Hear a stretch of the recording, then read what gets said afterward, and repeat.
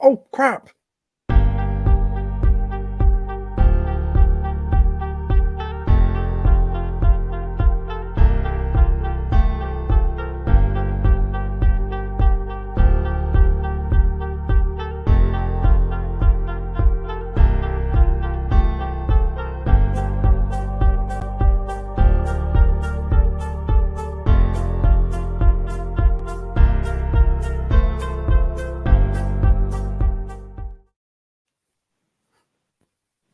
Oh, sorry. Hey, everybody, and welcome back to another Wednesday night live stream with me, Pete Playtendoguy. And tonight I'm joined by a very special guest. I'm joined by Sammy G from Sammy G's World of Cinema. So thanks for joining, Sam. No worries at all, mate. Thank you so much for having me back, Pete. No worries, mate. It's an absolute pleasure to chat to you. And I thought it was the perfect time to talk to you when two quite big things come out last week, both Doctor Who and Planet of the Apes. Yep. So, right, before we get into the comments and questions, so be sure to leave as many comments and questions as you like. Ask us anything you like at all. One of the things that you've watched recently, Sam, we'll leave Doctor Who and... Yeah, okay. Yeah. I was just going to say, Pete. Yeah, I'm happy to do that. Leave Planet of the Apes and Doctor Who a bit further into the stream, definitely. But in terms of movies, yeah, I rewatched Once Upon a Time in the West in 4K. God, it looks good in 4K, and it is a fantastic film. I haven't seen it for like over 8 years. Blimey, what a fantastic film. I'm hoping like maybe in a couple of years we might get a nice lavish 4K 60th anniversary set of Good, Bad and the Ugly. Definitely that'd be awesome. Thank you. And then yeah, I watched a couple of video nasties. I watched the film Pigs, which I didn't really like, to be honest. I was a little bit disappointed in that one. I thought it was a good premise. I thought the main actress, she was pretty bonny in it, and I did like it was, I think it was, is it her dad or someone? He was a good like main character, but the film didn't do much for me, unfortunately. There was a couple good kills in there though, like I guess. And then what was the other one? Contamination, which quintessentially is like an Alien ripoff. You know, like it came out the year after Alien, and I had so much fun with that, mate. I can't lie, I really enjoyed that. Ian McCulloch from, I think, Zombie Flesh Eaters was in that as well. And yeah, I really enjoyed it. You know, I didn't care for the main woman in it. I thought her character was a little bit bland, but I thought the guy and then the main antagonist and obviously the antagonist crew, they were very entertaining to watch. And some of the special effects were all right as well, especially like on the alien, like towards the end. So I really enjoyed that. Do you know something, like, since, you know, like obviously watching the likes of John and Nige, I've really had a great insight to a lot of these video nasties, and for the most part, mate, I'm having an absolute ball with them, definitely. Yeah, there's been some very good ones for sure, like The Burning, and yeah, like Absurd was another really good one as well. And trying to think what else, buddy. I watched a couple of Radiance Films titles. There was The Shape of Night, which I thought was excellent. That was really good. And the film Misunderstood, which I thought was fantastic as well. Yeah, really got into Radiance Films as well as a boutique label. Really good label. Oh, really cool, Pete. The likes of Elliot Cohen and Warren Goose's movies. It's really great to hear like see their reviews like on Letterboxd or on YouTube about these films. Yeah, it's really great. Nathan Jones as well. Definitely, like, some of those guys are very up on like Radiance Films, definitely. And trying to think what else, but I of course rewatched the original Planet of the Apes. It was like for the 5th time. Fantastic. It's a one of my classic. favorite. Yeah, one of my favorite films ever now, man. I absolutely love it. It is like a 10 out of 10. I can't find any fault in it. I want to get that widescreen VHS tape, like to put on my shelf, because I know Stuart George has got that and he had it on display, and I was like, yeah, I wouldn't mind getting that myself. And yeah, I think that might. Was anything else? Hello, Brave. Of course, Pete. Yes, thank you. I went to go watch Shallow Grave yesterday with Si, and oh wow, I love that movie, mate. Fantastic. It's really good. What a film, for debut film from Danny Boyle. And quintessentially, mate, me and Si are also going to be seeing Danny Boyle's second film in a couple of weeks, Trainspotting, which is, again, one of my favourite films ever. Cannot wait to see that in 4K restoration in a couple of weeks. So nice. I think that's probably it about it. I think, Pete, in terms of like movies, well, there's one other, but we'll talk about that later on in the stream. Well, that is a great selection of watches there. Contagion, isn't that the Arrow video film? Contamination, mate. That's I actually got the rare Arrow edition with like the slipcover, because I remember seeing that on one of John's videos, and I thought, yeah, you know what? I'm thinking about getting this regardless, but I'm gonna see if I can get this with like the slip cover and the booklet still off eBay, and it was about £10-15 more than like the original standard Blu-ray, but I thought it was worth it, and it's just lovely artwork on that slipcover as well. But I think you would really enjoy that, Pete, because I know obviously you love Alien and you love like a lot of sci-fi films like I do as well. So I think you'd get a kick out of that one, definitely. Great music from Goblin in that one as well. Wow, definitely. That's cool. Yeah, I'll have to keep an eye out for that one on the next Arrow sale. Definitely. Really good stuff. Oh, it's still worth getting, mate, even for the standard Blu-ray. But yeah, I was great. Sorry, mate. It was great to get that one with like the slip cover. Definitely. It might possibly, who knows, might get a 4K reissue with all the bells and whistles. They seem to re-release everything, don't they? Well, there's been a lot of Video Nasties being re-released as well. Like I know Absurd and is it Anthropocalypse? That one there from 88 Films. They're getting the 4K treatment at the end of June. I'm gonna obviously keep both the Blu-rays of them films, because I got them kindly gifted.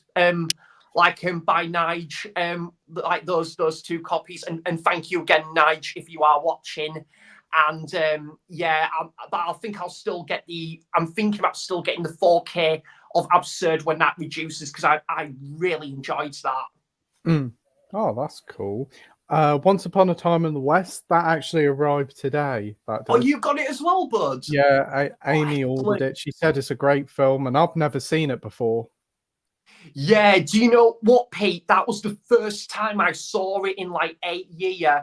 A lot of it, I like a good chunk of it, I actually forgot about, but I remember absolutely loving it. So I was watching it with fresh eyes, quintessentially, and yeah, breathtaking. The music from Ennio Morricone and all the acting. Henry Fonda as the main villain, and Charles Bronson. You've got you've got the main girl who's very nice on the eye in that film, very bonny indeed. I would say the film definitely looked good in 4K, and I just love the whole like Western setting, because the thing is, Pete, you don't really get Westerns like that anymore, I feel. You still get the odd good Western, but just not to that sublimeness of the likes of, say, Once Upon a Time in the West, or I haven't seen How the West Was Won and Good, Bad and the Ugly. I feel they were Django Unchained. I feel like they're like kind of Mount Everest of like these Westerns, definitely. I think the Western has kind of lost its epic feeling because this one looks like it's going to be an old school sort of epic film.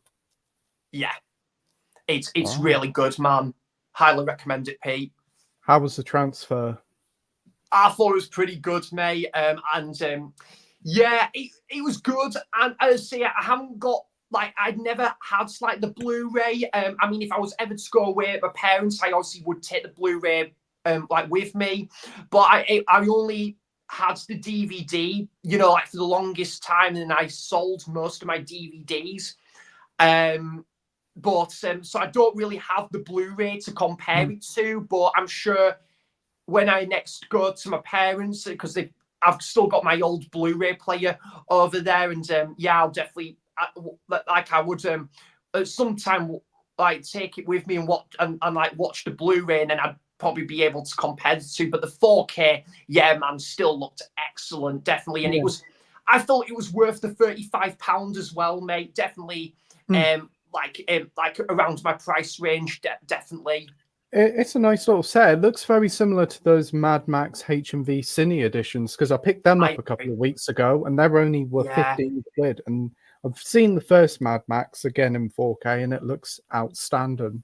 Oh wow, good stuff. I really needed to get them on 4K. Again, I know Warren at Goose's Movies. He recently picked up those cine editions and he did like a review of them. I need to go back to the Mad Max movies at some point. I know you're going to be. Is it Furiosa? Is that your anticipated new film Well, now? yeah. It isn't it, mate? Yeah, that and Kingdom of the Planet of the Apes, both of them were my anticipated for quite a while. Yeah. Not seen Fury Road since the cinema. I need to definitely give that a rewatch. Well, I'll probably go back at the start with like the first Mad Max and then just watch it all in that chronological order, and then Furiosa at some point, definitely. Yeah, one thing I like about the original Mad Max is that you can kind of watch it as it's its own separate thing to the other films. It's like two totally different time periods. Yeah. But again, really good film. It's excellent, mate. I really enjoyed it. I haven't seen it for a while. It was probably about 4 years ago. I think I watched it like during lockdown, I believe. Yeah, really enjoyed it. And it's like Mad Max, and I really, because I think I've only seen the first Lethal Weapon film, and I need to check out like the other like Lethal Weapon films. There's a few film series like that, Pete, that I really want to check out the rest of the film series because I feel I'm really missing out. Like I always hear like Scott and Nige and Andy and Keith talk passionately about the likes of Elm Street and Friday the 13th and Halloween, and I just feel like I'm really very late to the party when it comes to these. I definitely want to check out those, like the rest of those like horror film series, and then you've got the likes of Lethal Weapon and Mad Max. There's a few film series I'd really like to have a good binge with. Now I've rewatched all the Planet of the Apes films. I need to find a next film series to go through all those movies again, all for the first time, definitely. The Lethal Weapon series, like the Planet of the Apes series, like the Mad Max series, like the Friday films, are very, very consistent. The first Lethal Weapon is the best, but the second one is a really good follow-up as well. They get a little bit more like buddy comedy from the third one onwards because you get Joe Pesci joining as well in that one. Yeah, and some people actually say as well, mate, that Lethal Weapon 2 is better than the original. So when I do eventually go back to that film series, I mean, I might end up preferring the first film like yourself, Pete. Who knows? But I definitely like to check out the rest of that film series, and especially in prep before what is I think I don't know when that's coming out, but I believe there is a fifth one in the works, isn't there? They keep saying it, but nothing's happening, so you never know. They are getting very old now, so they want to get moving if they're going to do it. Oh, definitely. I don't know if it'll be the same cast as like the third or the fourth one when it was an ensemble cast, or they'll just pick a couple of like different like actors like from the last 10 years or so. Yeah, it'll be very interesting that. But and also, Pete, yeah. Sorry, mate. You're all right. You're okay. What were you I was saying, just, mate? I was just going to quickly say as well, Pete, one of the film series that came to mind, I like to check out the rest of the films as well as the Scream film series, because again, I hear Again, Nige consistent. talking so passionately about that film series and Jordan Movie Worm as well. And again, I just feel like I'm definitely missing out big time with those film series. What So ones that's of the Scream series have you seen, Sam? only the first film, mate. But again, I've Oh, heard. I know it's baffling. Just like I've the never seen. the second one is pretty much up there with the first one. It's brilliant. The second one is. It's got one of the best Yeah, openings to a horror film ever. Third one's not too bad. It's got a bit better with time. I haven't seen the fourth one myself, but okay. Yeah, 5 and 6 are very good as well. yeah. I've heard it's a very consistent film series. Yeah, definitely. And yeah, Scream 2, again, I think some people have said they put Scream 2 above like the first film. So, or it's like a very, very like strong sequel. So I'm definitely up for going back to like the Scream film series, Friday the 13th, and what was the other one? Friday Halloween. the 13th, Halloween, yeah. Thank you, mate. Probably around like mid-September and onwards. They're like film series I like to like check out What like in full. Friday films have you seen? Sorry, mate. What Friday the 13th films have you seen? Just the first one, and it was Wow. my first time watching that was last year with Nige and Laura and Simba, and it was a great like a first time watch of that at like Tyneside Cinema. It was like the theatrical cut, but yeah, I still like I really did see it enjoyed in the it. cinema myself. It come out, was it like Halloween, wasn't it? Or Friday the 13th when it come in the cinemas? Yeah, like they showed it on they showed it on Friday the 13th last year, and then we went, what was it when we went, I think Sunday the 29th. Hmm. um and yeah, it was like on a Sunday, and yeah, we really well, it's Nigel's second favorite film of I all know it's one time. of his favorite, isn't it? Yeah, his second favorite after Jaws, and I just really enjoyed it. I thought it was fantastic. A lot of people consider the first Friday the 13th movie like the weak, like one of the weakest out of the barrel. I personally, like, I can't comment because I've not seen the rest of this film series yet. But honestly, Pete, if a lot of people say that the film series to a certain extent goes strength by strength. I thought that was fantastic, the first film. So Mm. I'm very excited to check out what's No, in store. the Friday the 13th films are a bit similar to the Star Trek films. The even number ones are the better ones. Oh, did you think sorry, Pete, did you think the motion picture was like, I mean, I haven't seen it in a very long time, mate, but is that your favourite one, the motion picture? What Star Trek? Yeah, My favorite one probably would be Rafa Khan for that yeah. one. Yeah. Oh, cool. Yeah. I was going to say though, the I think the motion picture has gained a bit of a cult status. I definitely, again, because I'm hearing John talking about those, like the Star Trek series on his channel, and when he Mm. did that ranking video as well, that's again, that's another film series I definitely want to Mm. check out. And again, they've apparently they've kept it consistent as well. I've booked to see what is it, buddy? The Search for Spock for its Yeah, 40th that's a anniversary. pretty good one. Yeah, I've booked to see it at Tyneside Cinema, but it's great now because now it means I'll have to pick up, sorry, the motion picture and the Wrath of Khan on 4K in like the 2 for £30 bundle, which Mm. I'm probably going to try do that and watch them before the Search for Spock. Yeah, I'd love to get the Star Trek films on 4K. The individual releases look really nice, I must admit. Excellent, definitely. I love the artwork on like the posters as well. Fantastic, yeah. I see they're doing a Search for Spock 4K limited edition exclusive to Amazon with a steelbook and all sorts of bits and pieces. Are you thinking of getting that one, Pete?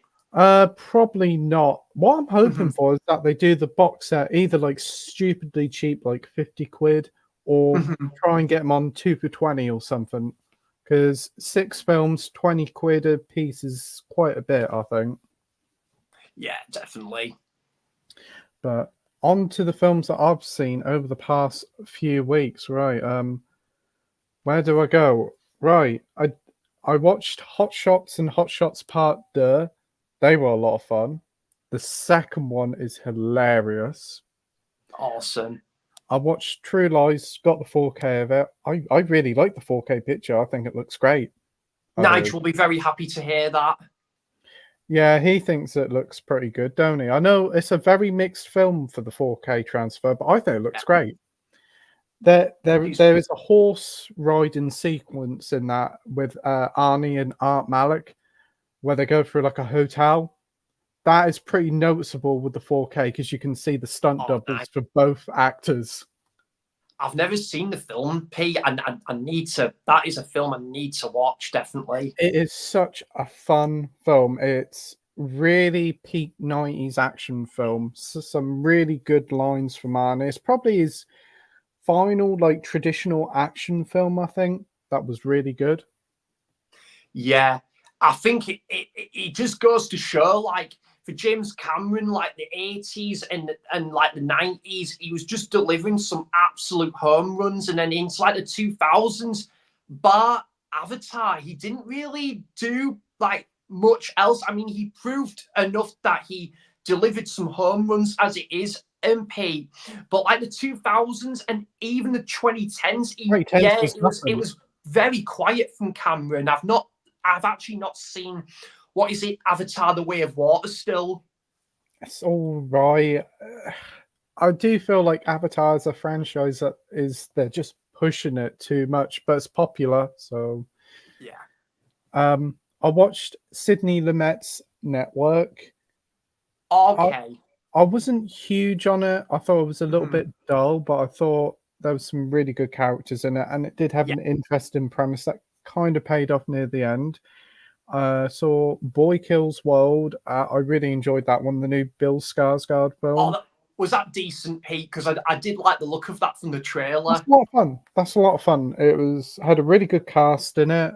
Some really good action sequences in it. It didn't outstay its welcome. It's a solid, fun time. Excellent. Good I stuff. watched. I watched The Fall Guy. Oh, Were you awful. not? You were not a fan. I don't think Sai was a fan of that either. When I saw Sai yesterday, I think he was very underwhelmed by it. Have you seen the TV series, Pete?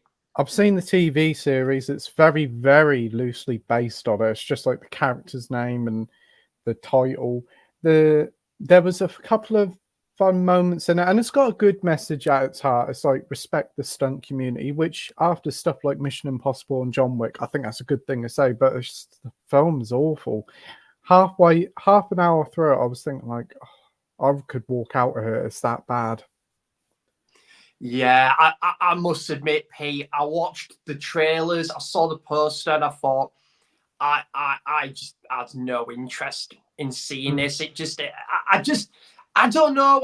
I feel it was just one.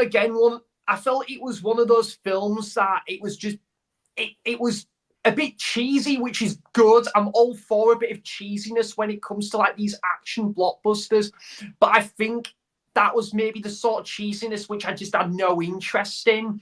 And I'm sure there was some decent fight Mm. sequence, some decent action sequences, but yeah, I don't know, man.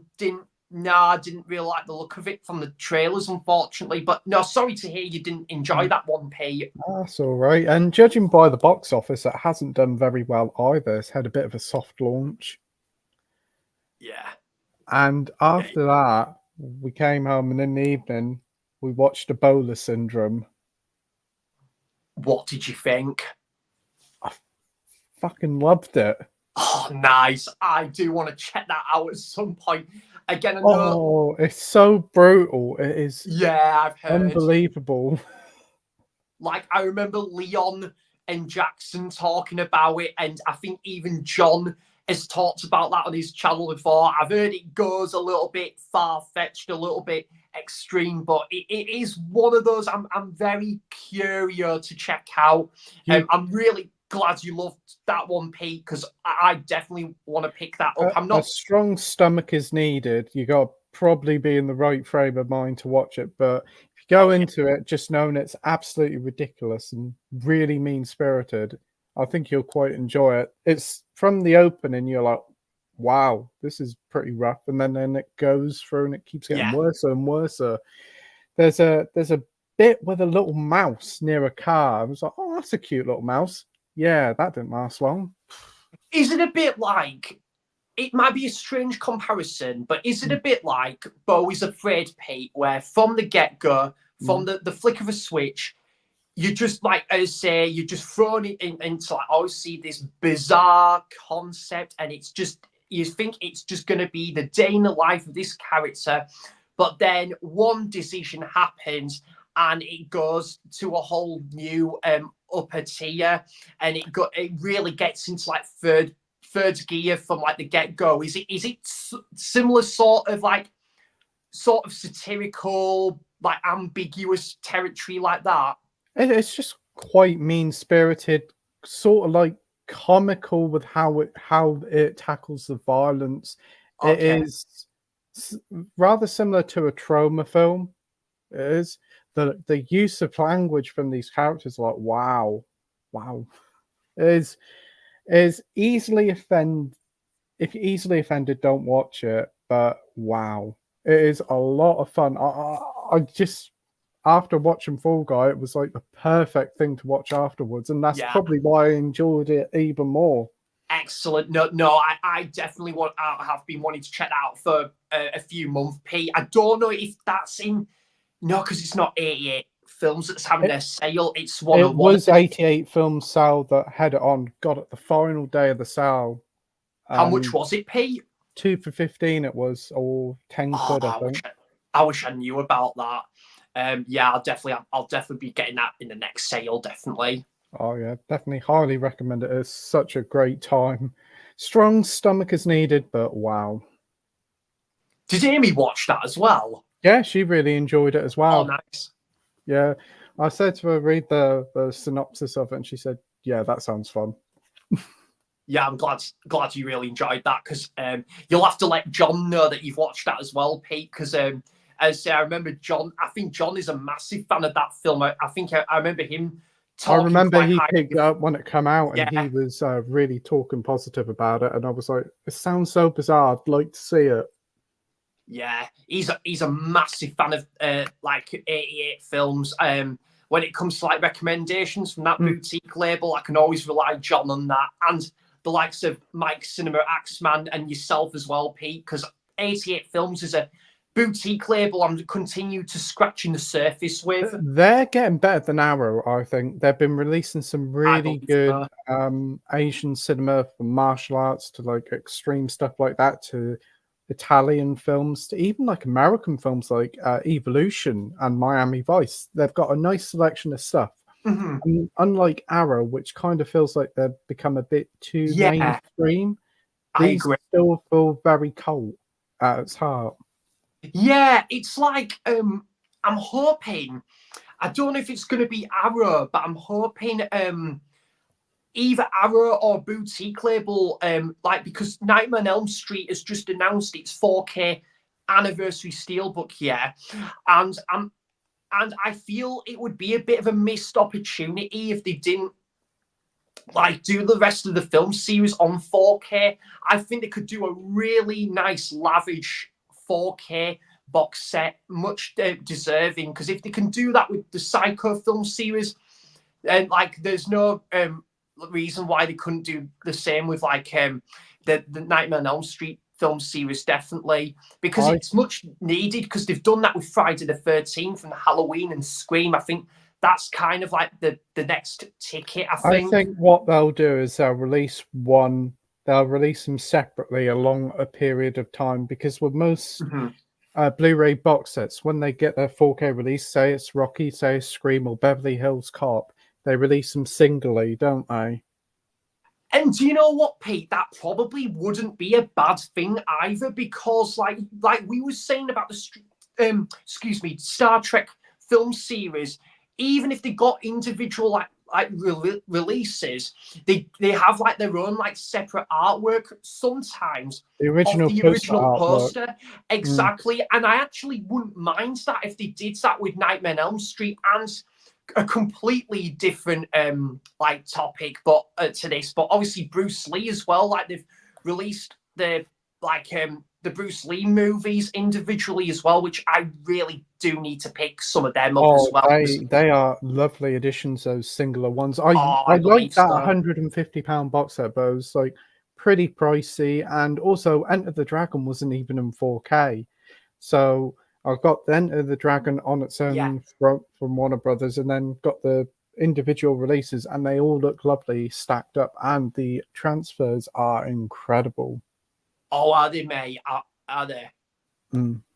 Excellent. I definitely need to. And when it's the next Arrow sale, I definitely need to get some of them. And they look nice, Pete, as when you showed them in like one of your whole videos, like, you know, they looked nice with like those slip covers and like different artwork as well. So yeah, there's so much that's on my radar, as you can tell. There's always something coming out, isn't there? Oh, definitely. As soon as you think, oh, it's not too bad, they'll announce something. That'll be like, oh dear, okay, and fair enough. Yeah, I'm going to be making some pre-orders fairly soon, and one of them is because I've never seen both of these films, and again, 101 Films is a like boutique label I'm scratching the surface with. I picked up a couple titles from the sale yesterday, Pete, but the one I'm pre-ordering is £30 for the both. I'm going to probably pre-order it the weekends. The Lawnmower Man double Piers pack. Bronson. Yeah. The first one's pretty good. It is. I haven't seen the second one. I've heard the second one is absolute. It's meant to be absolute dog shit, but you know what? I want to go and give it release, a clean slate. Definitely. It's a nice release. They did like at a time they did like Urban Legends. I Know What You Did Last Summer, in nice big box sets as well. And they look really nice lined up. All right, they may not be the greatest selection of films, but it's nice to see those films get a sort of really nice treatment with a nice box set. Oh yes, mate, definitely. And yeah, I love seeing a lot of these cult films getting like this like sort of Blu-ray 4K treatment now. It's fantastic to see. Actually, Pete, just going back to 101 Films as well. Pardon me. What's your thoughts on the film Alligator? Because that's been making the rounds of late. Alligator. Did that get a double pack just recently? I believe so. And I think it was just the first one on 4K, and then the second one Blu-ray only. I've never seen Alligator, but me neither. I've seen the box set about. It looks pretty nice. It does. I agree. But I didn't know one of them was just Blu-ray. But I don't know how much it is. I mean, if it's like 30 quid for both films, it isn't too bad because you're paying like 25 quid for 4K as is. I believe it was 40, but if it's still like 40, I might just wait till that one like reduces eventually if it's still in print. But I definitely want to check out the first film. I think who is it? Ian Hill reviewed like the first film the other day. I need to check out his review, but I know it was the likes of Stuart George picked that one up fairly recently as well. So yeah, it's definitely a couple of like cult films, shall we say, that's on my radar as well. Awesome stuff. So let's get into Doctor Who and Planet of the Apes. So shall we do Doctor Who first? Yeah. Well, Pete, that was a fantastic first episode, wasn't it? What, Doctor Who? Yeah, that was a fantastic first episode, wasn't it? Actually, I think it was better than the second episode. Oh, no, I wouldn't go that far. No, definitely not. But they both weren't very good. It was like comparing stale shit with fresh shit. No difference. Well, I respectfully disagree with the second episode, Pete, only because I personally really enjoyed the second episode. I didn't think it was great. I didn't think it was mind-blowing. Mm. But I think it was just interesting to see Russell do like a music-themed episode. And he was like throwing like a bit of an alternative universe into it, like a bit of a parallel universe. Like I was saying, like what this villain, forgot the villain's name, but like has altered like modern day London, and Ruby has seen it all like ripped to shreds in her very eyes, and it's a very daunting moment. And this is why the Doctor's got to like fight up against like this new villain. I thought this I liked this villain, but the obviously no John Sims master for me, even though I thought this villain was good, decent, but I did think there were times where that villain got a little bit over the top at times, you know. Way too over the top. I Yeah. agree. And I'm glad Tried you said way it as too well. hard over the top. I do agree. I was sitting there watching, was like, calm down a bit, calm down a bit. Yeah, it's yeah, definitely, mate. But I thought it was just interesting that at least Russell tried something different, like a music themed episode.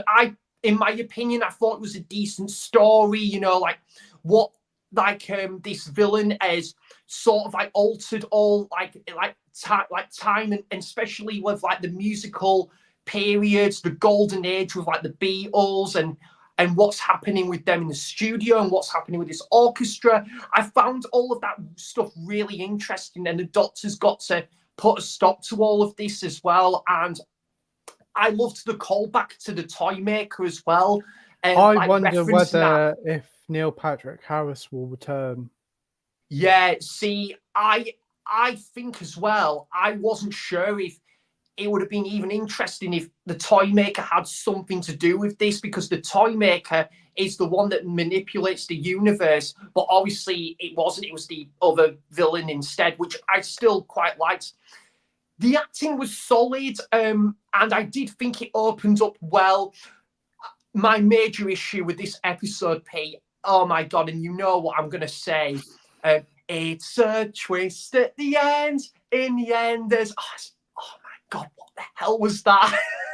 That song was awful. I thought the Goblin one was bad enough in the Christmas episode, but geez, this was awful. Wow. I just don't think Doctor Who and musicals go hand in hand, mate. I just think that there's just no spark there between the two. I'm all for a musical. And, you know, I love it when Doctor Who's doing its fun, cheesy, campy thing.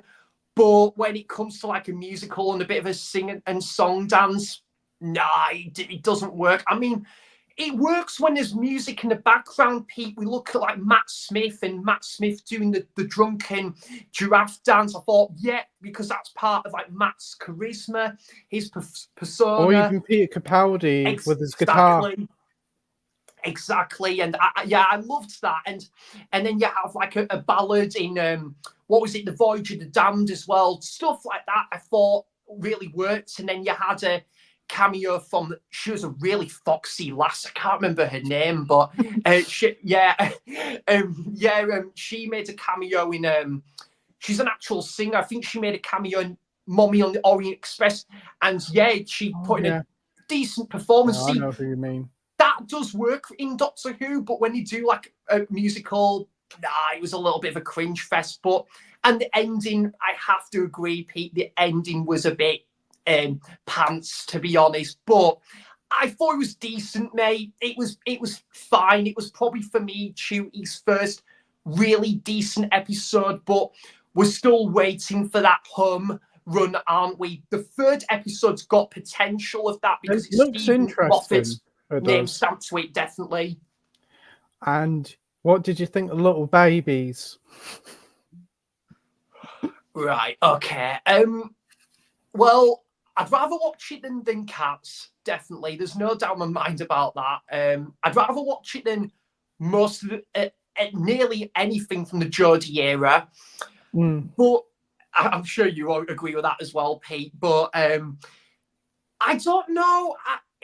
It had an interesting idea. It was a good premise. I think if you took the Space Babies premise away from the episode and it was just them fighting up against the boogeyman, and then you could have still had that nanny side character, then it would have been interesting.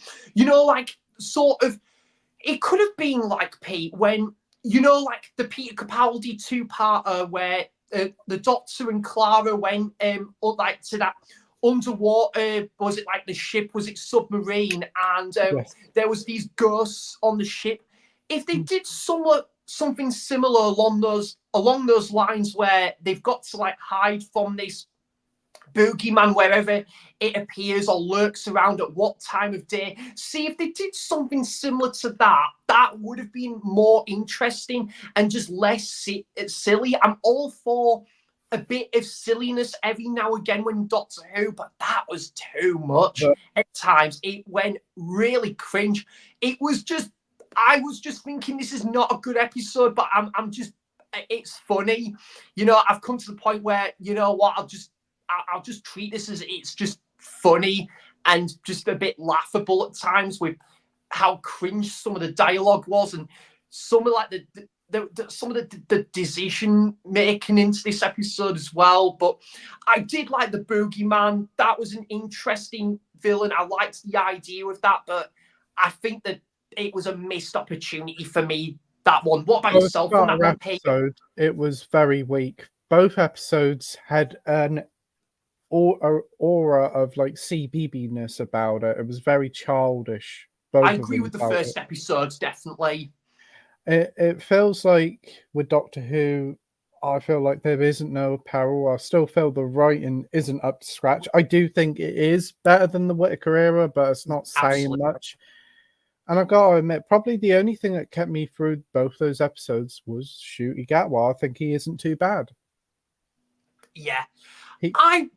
I'm going to still keep the glass half full about it, mate, only because I look at David Tennant. David didn't have the best start to his like era. I mean, I did like the Christmas Invasion. I thought it was a decent first episode for him, but then you had the likes of New Earth and then Tooth and Claw, which were just very middle of the road episodes. So we could have this potentially the same again with Ncuti, where each episode might get better and better. You might get that odd middle of the road episode, but it might be mostly consistent.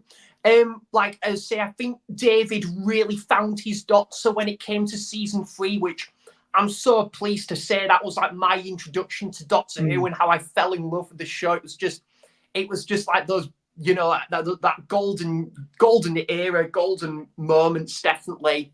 Yeah. I think, and even Matt Smith, maybe I did think his first episode was fantastic, though. Oh, he hit the floor running. He did. That was one of the best openings for Doctor. Oh, yes. Yeah. It took me a while to warm to Matt Smith at the time. No, I just think I was just still heartbroken when David left. The most iconic Doctor since Tom Baker, and then he left and nobody really wanted him to go. And then there was this virtually unknown actor come in, but I think he did a very good job, and it's partly down to his great acting skills and also partly down to the writing. Definitely. I think when it was like the Weeping Angels two-part and onwards, that's where he really came into his own from the get-go, but that's when I really started to warm to him as the Doctor, and the episodes, and it was just, it's brilliant. I think season 5 for me, Pete, in all honestly, was probably the last, what I consider the last amazing season we've had of Modern Who. I might say it's the best Modern Who series. So many fantastic episodes in that. I couldn't argue with that, mate. You got Vincent and the Doctor and Amy's Choice, which are both fantastic singular episodes. Oh my God, yes. Yeah. It honestly, yeah, man. I couldn't argue with that, mate. I know there's a couple other people that choose season 5 as their favourite. I think it might be, I go season 4, season 3, and then I think I would go series 5 and then series 1. But yeah, like honestly, you had a couple of my favorite episodes ever from series 5 with Vincent and the Doctor and Amy's Choice as well. Yeah, the whole thing with the crack in the wall and this concept that's focusing around one companion. I love it when Doctor Who does that, and I feel like they're sort of going down that similar alleyway with that similar path with where we're just going to focus on this concept throughout the season is going to be centered around Ruby as well. So I'm What going to do be you think of very Ruby Tuesday, Anne? yeah. I was going to say Ruby Tuesday is the Rolling Stones song. That'd be cool if that featured them. Yeah, you wasn't far off though, mate. Yeah, I think she's all right, mate. Definitely better than Ryan and Yes. what was it? Ryan, Yaz, and Graham. Well, no, I didn't mind Graham, but I think she's better than those companions. But again, we're probably just. It might be. That might be ill. That the time will come where she'll really find her feet eventually, and like this is definitely like the first time, a really big first timer for her as well. Like, going from, I think, something like Corrie to Doctor Who, which is one of the most beloved TV shows ever made. I'm not huge on her at the moment. I must admit, I do feel quite underwhelmed with her. As I said before, I think he's carrying it really quite well. I Absolutely. generally am like, yeah, I like him. He's not too bad. But apparently, the viewing figures for Doctor Who was pretty dreadful. Some of the It lowest was. the series Yeah. has seen.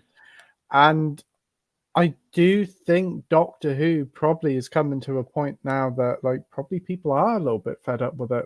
Even if it does quality gets back to normal, maybe people are just a bit tired of it, and maybe it should be put to rest for a few years again.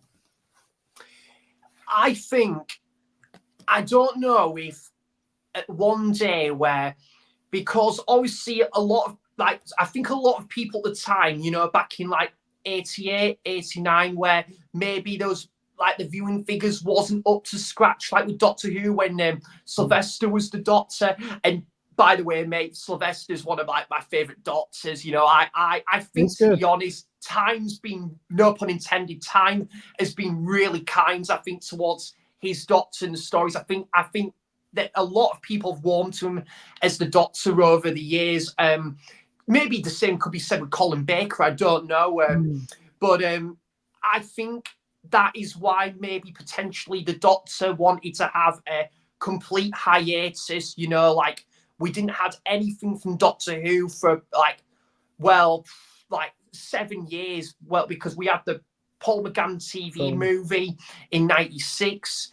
And then we didn't have Doctor Who again for another 9 years. I don't know if they're going to do go a similar avenue with that, really. Maybe it could do the show some good, but I think we just need to still scratch the surface and see how Russell's going to do with rebooting this era, and especially with the money coming in from Disney now as well.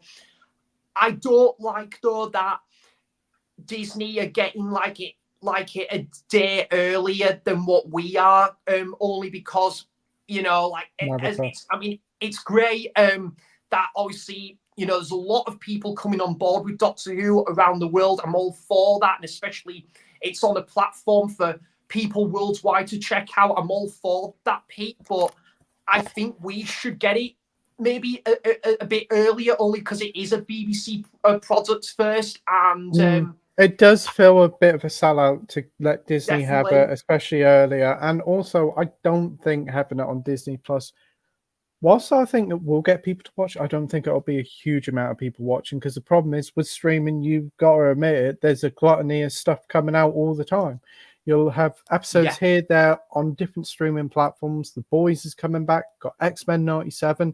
There'll be another Star Wars series soon, and then all the stuff that's on Netflix, so it'll easily get lost. Yeah, I think it's stuck in that. It's kind of been sort of shoehorned into all the big products on Disney. It's very much of a marketing thing with this. But I feel if Doctor Who have had it on like, like normal airtime, and it was, it was like, it was a tradition, it's an event, I remember that, saying, oh, we've got to get back home, Doctor Who's coming on the telly soon, I loved that feeling, Pete. But I feel the streaming thing, even with iPlayer having it first, yeah, it's like on at midnight, isn't it? yeah, and I feel like exactly, and I feel like that is a really crap decision, if you ask me. I think because they didn't do that with the 60th specials, they kept that at normal airtime. I think that is the thing with the Disney Plus, that is stipulated in the contract that it's got to be aired at that time for Disney first. And as it's not on Disney Plus over here in the UK, what they should have done is aired it on the Saturday and put it on the Sunday. Yeah, Ruby Sunday, definitely. Yeah, makes even more sense. Yeah, definitely. As with Doctor Who, with viewing figures and that, I think, like as you said, give it a little time. I think what BBC will do is they'll give it a season, see how this season goes, word of mouth. And if the new season they're shooting now, depending on how that's viewed, I think that depends on the future. I think they'll say, like, we'll put this one out, see what word of mouth is, and see if it gets more views the next time. And if it doesn't pay off, they'll probably just do one more series and probably get rid. I can see them ending it probably within the next 2 or 3 years, personally. Yeah, it'll be very interesting, mate. Like where we will be with that in like 2 to 3 years. I hope it does well, because I absolutely love Doctor Who, mate. And obviously, it'd be very, very sad if it does, if it goes down that slippery slope again. I really hope it doesn't, because I loved what Russell did with those first 4 seasons and the 60th specials as well. Like obviously it was because of Russell that obviously with David being my favorite Doctor, that was some of like my favorite TV ever, and it still is. So like from obviously like those first those first 4 seasons, yeah, definitely. But yeah, I don't know, like, because I saw the viewing figures and it was at about 2.74 million or something, It's which pretty is dire. it's awful for Doctor Who's standards. That if that was any other TV show at that time, that would be axed. That would be deemed a colossal failure. That would, especially with how much an episode of Doctor Who costs. Yeah, because obviously they've got like a lot of money going into these episodes now, mate, and you can still have a lot of money, but it could be like, I don't know, quantity over quality sort of thing. Like that could be. I hope that isn't the case with Doctor Who going forward, because I do want them to put like a very strong storyline first, and if they want to put some nice visuals and make it look sparkly, shiny sort of thing, then I'm all for that. But it's all got to be about that enjoyable storytelling, and that's what. And Doctor Who very much went in a very forgot what it was. Doctor Who forgot what it was. Absolutely. Kind of turned its back on its fan base and just tried to do something that people didn't want, and people got fed up with it. Under Chris Chibnall, mate, absolutely, it really went through a real decline, and it's just awful to see a show that we absolutely love, Pete, that went through that real dark avenue, definitely. But as I say, I mean, I do obviously I liked what Chris Chibnall did with Broadchurch. It was brilliant, but like to go from a more grounded satirical drama like Broadchurch, I just think Doctor Who was too soon for him at the time. But I think bringing Russell back was a sensible decision. Maybe we're just it's one way to steady the ship. It is. Say again, sorry, mate. It's one way to steady the ship, I think. Definitely. And what about Kingdom of the Planet of the Apes? What did you think of that? Well, I've recorded my review today, but I can still say what I thought about it on here, definitely. Yeah, I loved it, mate. It really lived up to the hype. That one, absolutely. I just thought the film, you know, it took acknowledgement of what it came before with the Caesar trilogy, made callbacks to, you know, Rise and Dawn and War of the Planet of the Apes. And I And even the loved that. original. Exactly, mate. And I said that in like my review where there was one scene, and not really a spoiler, Pete, but there was one scene where, you know, like in the original where you see the humans and they're getting like chased and captured like by the apes. There was very much of a scene that took a leaf out of the original's book of that. Yeah, and then they kind of had a little bit of a spin with it at like the very end of that act as well, which I kind of liked what the direction they did there. You know, it wasn't kind of going down, it wasn't going a predictable route. I think that's the great thing about Planet of the Apes, mate. The great thing about this film series, you can't predict what's coming next or which direction this film is going in or what's going to happen with this character. That is why it's one of my favorite film series, because it does something out of the ordinary. It's so unique with what it does every single time. But I love this film. Unlike absolutely. Doctor Who, it's very, very well written with great characters. Absolutely.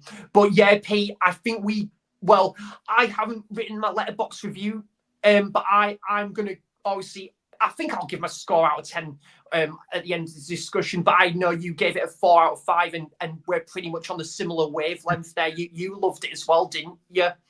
Yeah, I was a bit worried about watching it. I heard a few reviews saying the first hour was boring, nothing happens, and then the second half's pretty good. I didn't thought the first half was that slow at all. Yeah, we're introduced some new characters. We've got to get to know them a bit, but there was still quite a bit happening in that first hour. Absolutely. I think the only real problem I have with the film is probably that it's could have been 2 hours instead of 2.5 hours. But that is like with every film these days. I thought the visual effects were great. I thought the story was great. I thought the new characters were likable as well. And Proximus Caesar was a fantastic villain. It also leaves off on a tantalizing prospect of what the future entry will be like. And I just think it's a perfect conclusion to that new trilogy of films that also continues that well and pays respect to the old films. Again, another consistent series, bar the Tim Burton one. Yeah. No, mate, I think when I come to doing that ranking video, I think the Tim Burton remix is going to be at like my number 1, at like the top of the tree. Yeah, it's one of my favorite films ever. No, I'm only joking. But yeah, like as I say, mate, if you've only had like one bad entry, which I didn't like that film either, Pete, but if there's only been like one bad entry out of 10 films in total, that just goes to show that it's a very consistent film series overall. And I absolutely loved this new one. I thought the introduction of the new protagonist, Noah, he really followed into Caesar's footsteps, like even more so into the second half of the film. I really enjoyed the journey he took on, and he was meeting, was it Rocker? I really liked his character. Me too. I really liked his side character with like the orangutan in there, and I just really liked it, like his knowledge and his wisdom, and yeah, I thought he was great. I wish we got to see more of him, of course, in the film, and yeah, but like but when we saw him on like in that film, it was great, and I did like that they introduced a new human character as well with May. She was likable. Yeah, she was decent. Like, I haven't seen that actress in too much else, but I thought she was good. British actress as well. British? Wow, even better. I was saying that she looks like Lara Croft. Well, give her the Lara Croft role now because she's British. There you go. Definitely. What's her name again? She's can't think. It's something Alan, I think it is.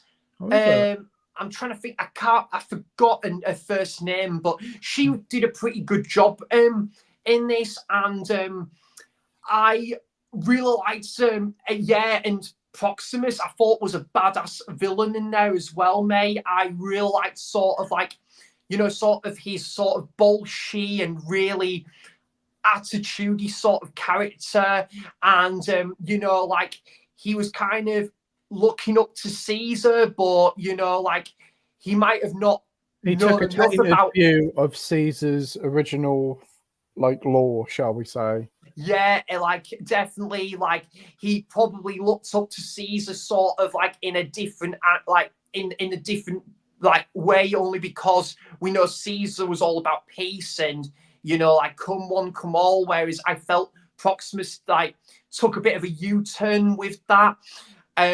But yeah, like I thought it was interesting that they did the similar thing to the original where the apes go to like this settlement, and then you see a couple of human side characters in there. They did something a similar line to the original there.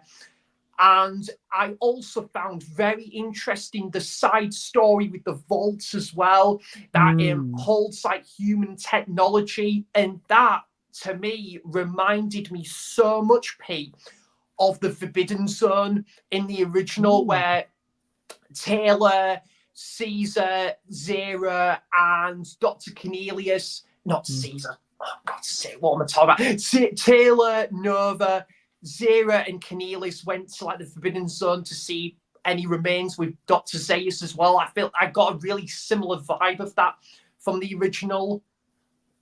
Oh, brilliant. I will say that the Planet of the Apes films succeed in just having fantastic villains. They are well Absolutely. written, you can get where they're coming from, and they always have like a twisted view of something that you could see that there's some good in them, but they've had like bad experiences to make them that way. You like Cobra in the second Planet of the Apes Dawn film. of the Planet of the Apes, yeah. Yeah. Yeah, he was fantastic in that, the Cobra character. Absolutely.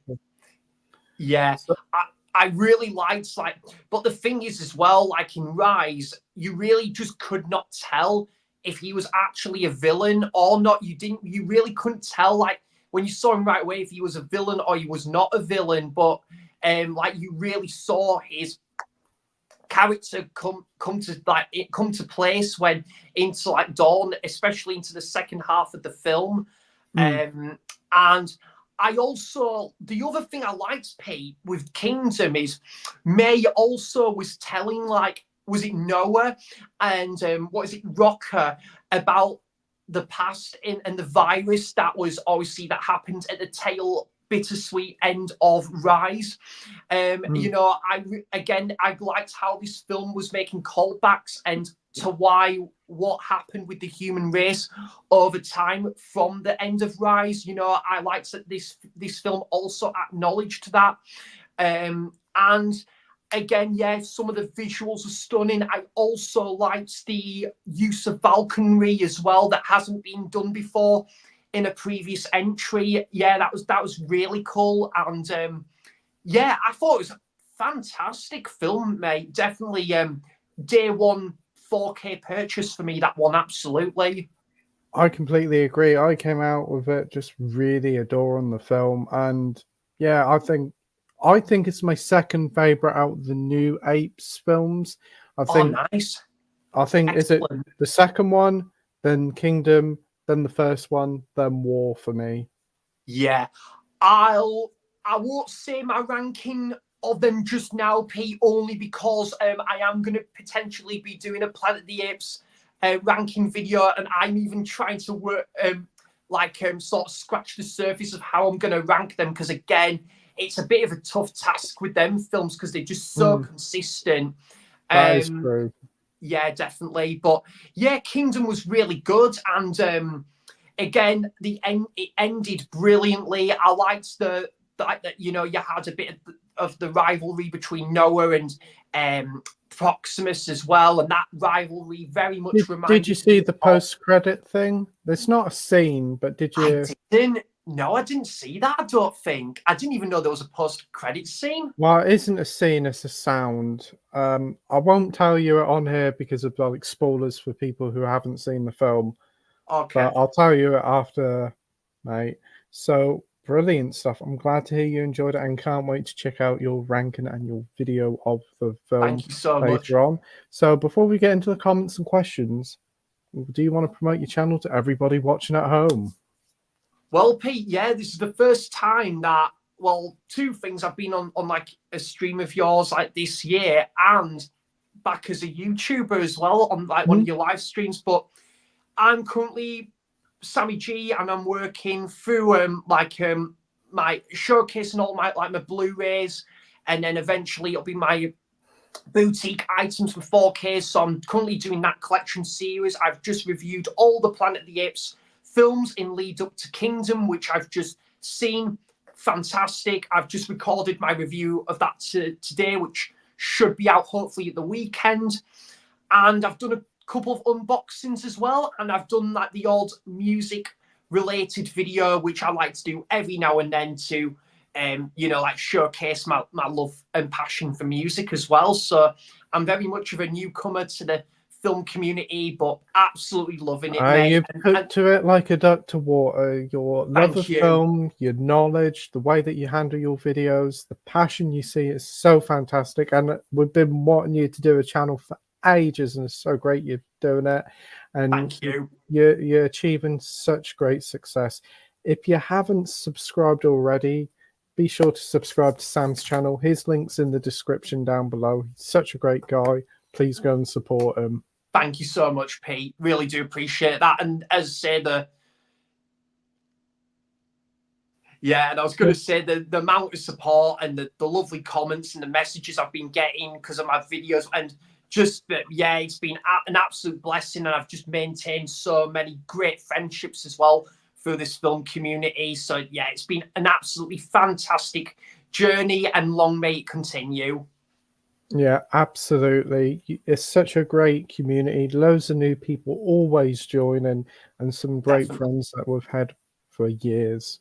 Absolutely. Really. I will just say, Pete, a couple of actually I can think of 3 people that came onto like the film community, I think like last year, but there's a guy called Mad Marty. I really love his content. He's been fantastic. He's doing some great unboxings and that. And then there's Stuart George, who's been a loyal supporter of my channel. Yeah, it's really great. And he's got a great channel as well. And then there's Blue Roy Movies, who's kindly sent me a couple of Blu-rays as well. So yeah, and myself that's just joined mid-January. So it's great to see more people joining. It's like a big family, isn't it? Absolutely. And so many other great people have been on the film community for a while, like yourself, Pete, John and Scott and Nige and Andy Keith as well. Mike, Cinema Axeman, so many great people. So many people, and there's so many. They've all got incredible channels, haven't they? Absolutely, mate. Music to my ears. One thing about everybody's channels is they always talk about so passionately about what they love, and it gets you to try out new things. It does, like many of films, like be it the Video Nasties. A lot of them I probably wouldn't have tried, but did like John and Norwich talking about it. You give them a chance, and it's like, wow, these films are great. Absolutely. And that's another thing as well that you brought up, Pete, that is excellent, that I've discovered so many films I've never heard about, obviously before joining this film community. I'll give you an example. I remember when Andy did his top 10 Christian Slater movies video, and Pump Up the Volume was a film that I'd never heard of until I watched that video. And it was a coincidence that film came out on Blu-ray 3 months after that video. And yeah, I thought, Andy's highly fond of this film, I've got to check it out, and absolutely loved it. And like I say, with John and Nige, a lot of the Video Nasties and so many other great films as well. Yeah, I've got to give absolute merit to them guys as well. And there's other people that have recommended some absolute gems as well.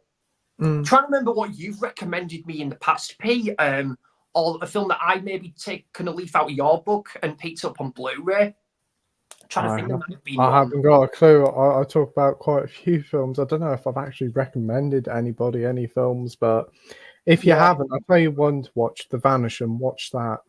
You know what? I have heard you talk about that before, and I've seen it a couple of times in HMV, and I kind of regret not getting it now when it was $10.99 on Blu-ray. But that is a film I definitely want to That pick is up the as most well. scariest film of all time. It is a film that sends a Oh shiver yeah, down your spine. It's so scary because of how real it could happen. yeah. I definitely want to check it out, mate, because I know how big of a fan you are of that film. And have you seen the remake to that one as well, Pete? I have seen bits of it, but I'm not a huge fan of it. Mhm. It changes a lot of it. It's more the ending is quite a polar opposite. It is, and kind of takes away a lot from what makes this original one special. Even though it's directed by the same guy. All right. Oh, that's interesting. Like the same director that did the remake. Yeah, that's interesting. But yeah, I'll definitely have to check out that original film, mate, because I've heard you speak so highly of that one. It's definitely one I'm gonna have to check out. If it comes like in that sale again, mate, I'll have to. I think is it Vintage Cinema that Yeah, boots Studio Canal, I think. Oh, is it Studio Canal? Sorry, yeah, I'll have to pick that one up at some point. Awesome. So let's get into the comments. We've been nattering for over an Wow, hour and an 10 hour and minutes. 10p. It doesn't Awesome. feel like it. So thank you to the 15 people watching at home. Let's get into the comments. Let's go. We have the movie fan always here saying thoughts on the film. If looks sweet for me and the kids. Oh yeah, that's the new film that's coming out this week, I think. Imaginary Friends, the John Krasinski one with Ryan Reynolds, I think. You I seen don't know that? too. I've not seen it, mate. I don't know too much about it. It's meant to be decent. I'm trying to think as well. I have seen the film If by Lindsay Anderson with Roddy McDowell. That's a brilliant film, Pete. Fantastic. But I've not seen I've this heard film. of that one, but I don't think that one will be for kids. Oh no, absolutely not. No, that's a bit riveting. That one, definitely, to say the least. We have got the movie fan saying, I want to know your views on Eurovision. I Did you didn't watch watch it. No. You didn't watch it. Watched it. Yeah, I'm not a fan of it. I've never been a huge fan of it, but never nothing much on TV. But it's always on. So it's Eurovision. We got Minhaju saying, "Hey Pete, good to see you back. How are you? You okay, my friend? I watched Kingdom of the Planet of the Apes on release day, and I really liked it. It's not as good as the Caesar trilogy, but it was good. Awesome. I'm glad to hear that you enjoyed it, mate. Yeah, there's a lot of people that are saying that it's not on the same wavelength as the Caesar trilogy, Pete. And you know what? I can't argue with that. But with what we got in Kingdom, yeah, I was very happy with what we got in that movie. And Wes Ball, you know, like I don't know sorry, how well the Maze Runner trilogy did. I mean, it was films that wasn't really my cup of tea I in never bothered particular. with them. No, I was never really it never really tickled my fancy them movies. But yeah, what he did with Kingdom of the Planet of the Apes, yeah, fantastic. So if he's gonna do this second film in this newer trilogy, then I'd be all Well, for that. he's doing Absolutely. something even better for me. He's doing the Legend of Zelda film next. Oh, nice, And excellent. I might even watching that watch that. Who knows? film, I was thinking, yeah, I think I picked the right guy for it. He's definitely looks like he's coming into his own, like very much like Matt Reeves did with his Planet of the Apes films. Yeah, awesome stuff. Definitely. Now, just said, what's your thoughts on the film? I could be wrong, but I'm fully convinced this reboot series started with Rise of the Planet of the Apes. It's looking like it's leading to the original trilogy. Oh yes. It's years off though, isn't it? Yeah, it's like, isn't it like 300 years after the rise and fall of Caesar, isn't it, Pete? Yeah, His kingdom, that is. yeah. It's quite a few years before Charlton Heston lands on Earth. Yeah, it's an interesting timeline as well, a bit similar, like sort of vein to like X-Men. You're trying to keep it like scratching the surface into like what's what in this timeline. It's I very do interesting. think like Caesar and to an extent Noah and both the villains in the Planet of the Apes films are very sort of Professor X and Magneto with their sort of views on the world. What was the question? Sorry, Pete. Oh, just saying about how you said about X-Men, you Yeah, did, didn't you? And I I said did. like the protagonist and antagonist are quite similar to Magneto and Yeah, Professor X with their thoughts on the world. that could be that could be an interesting take, mate. I've never really thought about it like that. I mean, it is an interesting take for sure. Yeah, I'm going to be interested to see how Noah develops his character into this second film of this newer trilogy, and who the villain is going to be as well. It's going to be interesting for sure. But I'm sure there'll be someone else that'll have like that on and off rivalry with like Noah. We'll have to see, because obviously they pretty much did that in like Dawn with Caesar and Kerber. Over. Awesome. We got Edward here saying, "Evening, everyone. Hope you're well. What's your thoughts on the Oscars?" Hello, Edward. Hey, Edward, mate. Hope you're well. Oscars. Can't really remember much about it. It's quite a few months ago, wasn't it? Well, I know that Oppenheimer swept at the Oscars. I mean, I can't really argue with that. I'm not a massive fan of the film, but I do really like it. I tell you what, I was really happy with Pete. What was it? The Zone of Interest won Best Sound I and haven't Best seen International that Film. yet. Fantastic. I mean, but brace yourself, mate, of course, because it is a bleak watch as well. It's quite harrowing. It's a fantastic film as well. I was happy that won Best International Film, and Barbie won something, didn't it? It was like with the song "I'm Just Ken" or something. I thought it was the Billie Eilish song. I was trying to remember. I think Barbie did win I something as think well. the best thing was Godzilla -1 winning something. Oh yeah, I can't argue with that. I loved that film. That was one of my favorite. That films. was the biggest surprise of last year, and what I wanted from a Godzilla sort of monster movie for ages that unfortunately the Hollywood ones haven't really done. I'll ask you this then, Pete. What did you think of the new Godzilla Kong movie? Oh, what, the new one that came out? Yeah, I haven't seen it yet. I haven't either. It's gone to streaming now, so I might watch it now. But I personally, the trailer after Godzilla kind of did nothing for me. It Yeah, kind of reminds me of the Meg yeah. 2. It looks like a fun one-time watch, but that's it.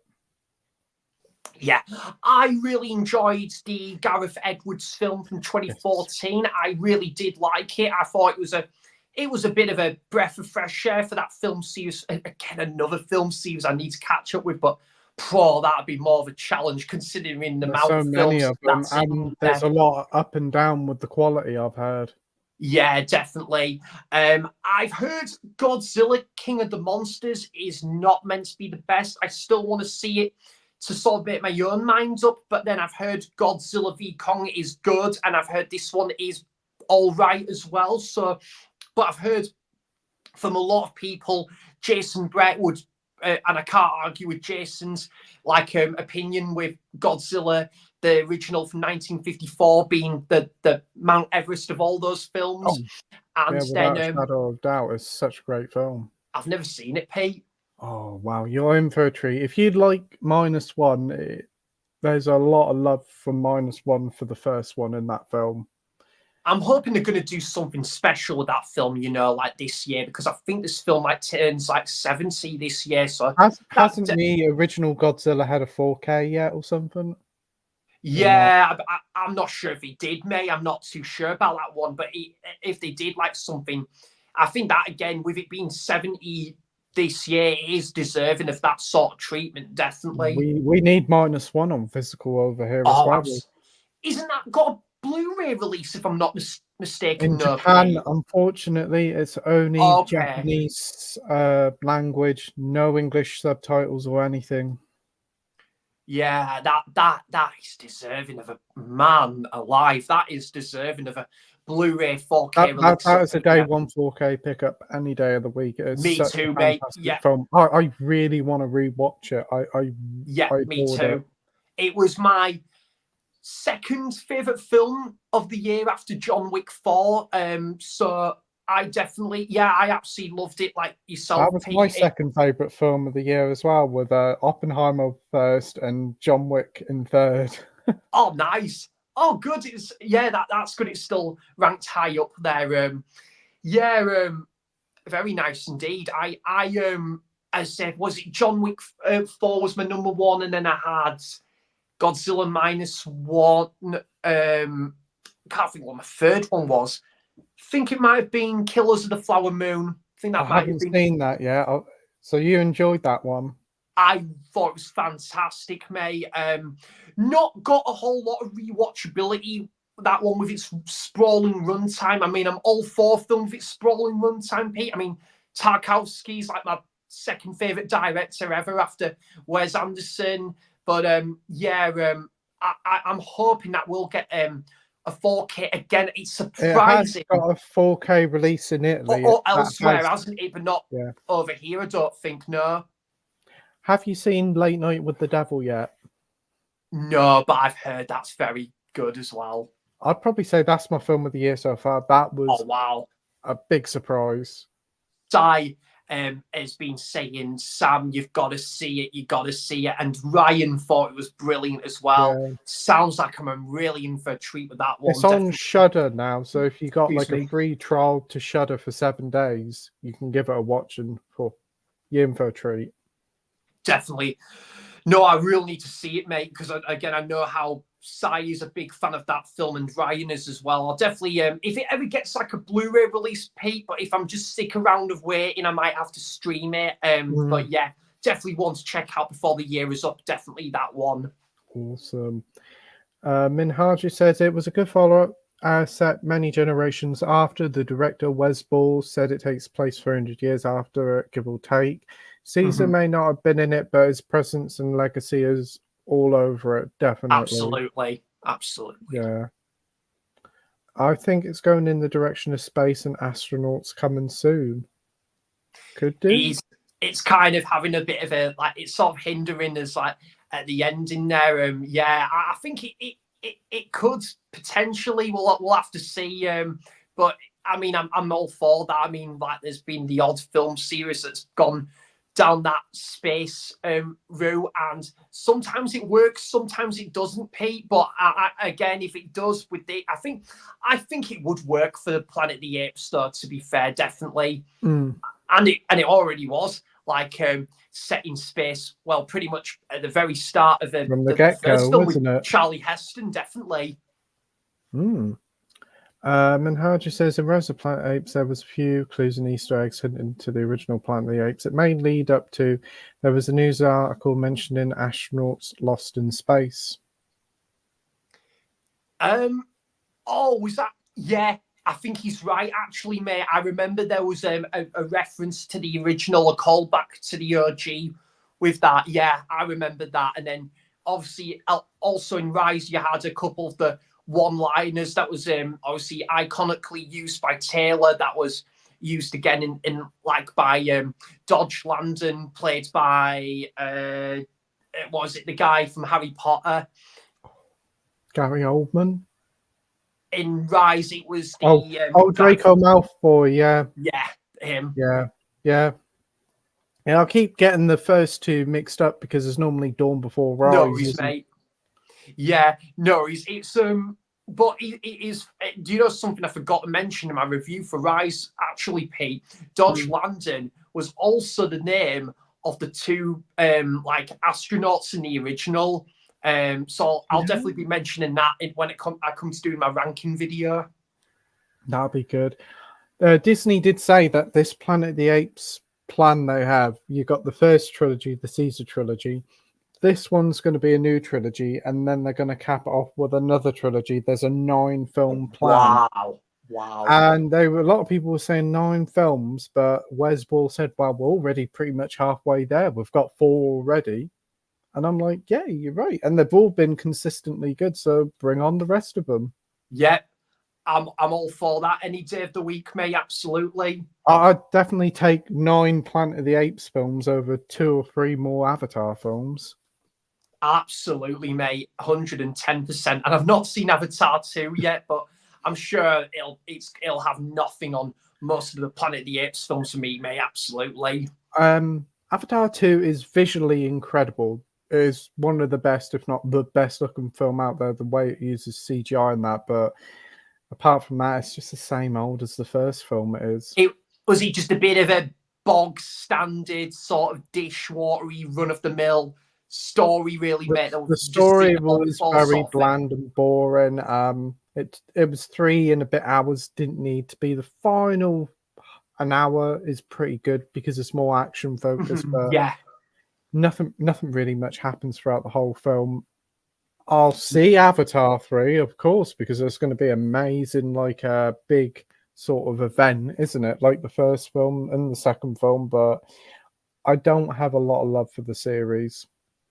Yeah, do you know what, Pete? It's a bit of a pity, really, that this is all like, I don't mean any disrespect to James Cameron because he has made some incredible films, but it's a bit of a pity he's only just spent his time alone on these Avatar movies when he had like potential to make the odd movie outside of those Avatar films. And it's very interesting to think like these are the films that he's going to make for the rest of his life because he's even got an apprentice to take over for when he simply can't make them anymore. Yeah, I think I heard that somewhere, definitely. It is good to see Aliens and True Lies get the 4K treatment of late as well. I did get The Abyss. I got The Abyss from Amazon Italy.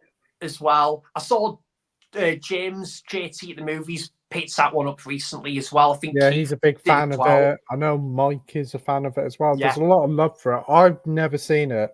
So I haven't as well, mate. I'm interested to see what it's like, but I've heard out of all the Cameron films, that's probably the best one that looks good on 4K. I said I haven't seen The Abyss, Pete, but I haven't seen Aliens or True Lies yet either. I definitely need to put that out. You're in for a treat with both True Lies and Aliens. Cool. Wow. And how do you sense, hence we could see Caesar May seen through the telescope? Yeah. Yeah, but I think I did pick up on that as well, definitely. Yeah, they may crash land in the next one only to discover the planet is ruled by apes. I wouldn't be too surprised. That's probably where the trilogy will end off on to start the next trilogy. I wouldn't be too surprised. I kind of hope they do, actually, because again, to make another callback with the original, I mean, Pete, as I say, you know, like I don't obviously want the next film to do a complete copy and paste of the original. Of course, I don't. But like to make callbacks to, like, say we had Rise in the original, but bring some new and fresh elements to the table. Yeah, definitely. Again, it's all pretty much smooth sailing from there. We've got Marvel fans saying, "Hey Pete and hey Sam, how are you?" Mate. Hey Marvel fan, hope you're doing well, my friend. Thank you for joining. We've got Sai here saying, "Hey guys, hello, hey bud. Hope you're doing well, mate. Great to see you and Sam going to watch Shallow Grave yesterday. Looked like you both had fun." Yeah, and it was Sai's first time seeing the film, Pete. Wow. in 28 years. He's seen it the once, but he hadn't seen it for like 28 years. He was saying to me, so yeah, he came out of the cinema and he said, "Oh, Sam, you know what? I forgot what a great cracking film that was." And yeah, it's really great to go and see a film that we're we're both really fond of, and you know, it's a great cinema experience like that. Absolutely, I'm sure it'll happen all over again with Trainspotting in a couple of weeks. Nice. This is really nice to watch a film that you haven't seen for years and then rewatch it after, say, 10 or 15 years, and it's like rediscovering it. Definitely. I think with me with Shallow Grave, I think I only saw it, I think it was about 2 years ago when I last watched it because I've got the Blu-ray. But I'm thinking about getting the recommissioned Blu-ray of that though, Pete, because the old Blu-ray, I don't think the transfer was up to much, so I might get It's the recommissioned one, the film 4 artwork, like golden with like the grey. Yeah, I did have that. Yeah, the one I've got is. Yeah, it's the one I've got is, I think it's like the 2009 press. So I think the one that came out, I think was it 2017, 2018. I might think about picking that one up in due Yeah. course, because I think I can imagine that having the better transfer, definitely. Hmm. Minhaju says, "Silly me, I only realised Sam was on the stream. Hey Sam, hope you're good." Oh, hello, bud. Good to see you again, Minarju. We have Minhaju saying, "You guys picking up Godzilla X Kong on June 11th on physical?" Sam? Yeah, do you know what? I don't think I'll pick it up day one. I think what I'm going to do about that is I'm going to rewatch King of the Monsters first as well, and I'm going to rewatch Godzilla v Kong, and I think I will eventually get this new one, but definitely when it gets like reduced in price, like if it came down to like a tenner or £8 in like the Black Friday sale, then yes, I would happily pick that one up. Definitely, it's definitely a film I want to check out, just like so many other films as well, Pete.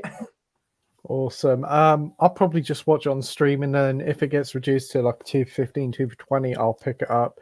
I've heard some solid good things about it, but it's not a film that screams day one pickup. It does scream like, if I enjoy it, pick up in the sale. Yeah, just like the Fall Guy, Pete. Yeah, that'll be staying on the shelves, gathering dust before I pick that one up. Oh dear. Yeah, I don't think I'm ever gonna watch it, mate. Lol. Yeah. I really cannot believe that film. I'm thinking about it again now. It's Yeah, just what Sai went didn't wrong. like it. I think the main reason why I wouldn't mind watching it was because Ryan Gosling pretty much carried Barbie, and he carried this one as well, to be fair. Yeah, But absolutely. he's such a good leading man. It's just a shame that he's doing so many crappy films. Do you know what, Pete? I have to agree with that to a certain extent. You know what? A bit similar to Timothy Chalamet here. Mm. Now, Timothy Chalamet, I liked it when he started out with, like, obviously, was it Beautiful Boy and Call Me By Your Name and Lady Bird. I liked it when he was in those more grounded indie, like, indie films, but since he's become like a Hollywood name, I've kind of lost interest with him, like as an actor. Really, it's kind of becoming a similar way to Ryan Gosling, although I did like him in Barbie, but I preferred him in something more grounded, like Blue Valentine, Place Beyond the Pines, which I think is one of the most underrated films Yeah, ever. it's really good, and I Drive love as that well. film. Oh, it's wonderful. I'm glad you like that one as well, Pete. It's honestly in my top 30 films ever. That I absolutely love it. And when he was in films like Half Nelson and trying to think of that other one, you could say The Notebook. Didn't mind that one, but when he was in more those like grounded films, it like and Drive, of course. I think I did prefer him as an actor then, but like I think now more so as a Hollywood name. I don't know if I'm as He was enthusiastic with great in La him La in Land. He films. was. Do you know what, Pete? That is a film I need to pick up on 4K. I've got the 4K of Whiplash, which is again my top 30, 40 films ever. But because like, we're talking to Damien Chazelle, of course, but La La Land, I can imagine the 4K looking stunning, and it's got Emma Stone in it, so it Win-win. can't be bad getting that one in 4K. We got Edward here saying, "What's your thoughts on the new Lord of the Lord of the Rings movie with Peter Jackson?" Yeah, they're going to do a Gollum film directed by Andy Serkis, starring Andy Serkis, and it's going to be called The Search for Gollum.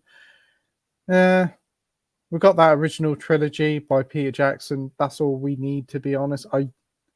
The Hobbit was all right.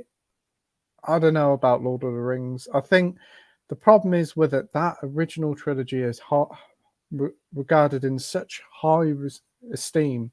Nothing's ever going to come close to it. What do you think, Sam? Well, I might be on my own here, mate. When I say that, I personally I do prefer the books to the films, and I just think that only because, I mean, don't get me wrong, the films are excellent, and and I love what how I think Peter Jackson did a very, very good job with like what he did with those movies. I think the film just had the books had a lot more going for it, and there's a lot more in there. I think if you meant to, if it was like the full package converted from the book to like the film, I don't think it would have worked as well. I think you would have had to make that into a TV series to flesh few things out, like with Tom Bombadil and Lady like Goldberry and that. And was it the I'm trying to think, was it Robin Smallborough and the ruffians? I think it is that, like, the There's army a lot from the books that have been Yeah. cut out in the films, I've heard. Definitely. But yeah, I definitely want to. Do you know what? I do want to read the books a third time, because I have read them twice. Oh. Once was it's my favorite books ever, Pete. I read them for the first time in late 2019, and then again during lockdown. So they're overdue to be read again. And what I'm going to do this time around, read them again, and then I think I'm going to watch the extended cuts. I might even pick it up on 4K. And then, yeah, I'll definitely see what this new one is like. But I love the 1978 animation film.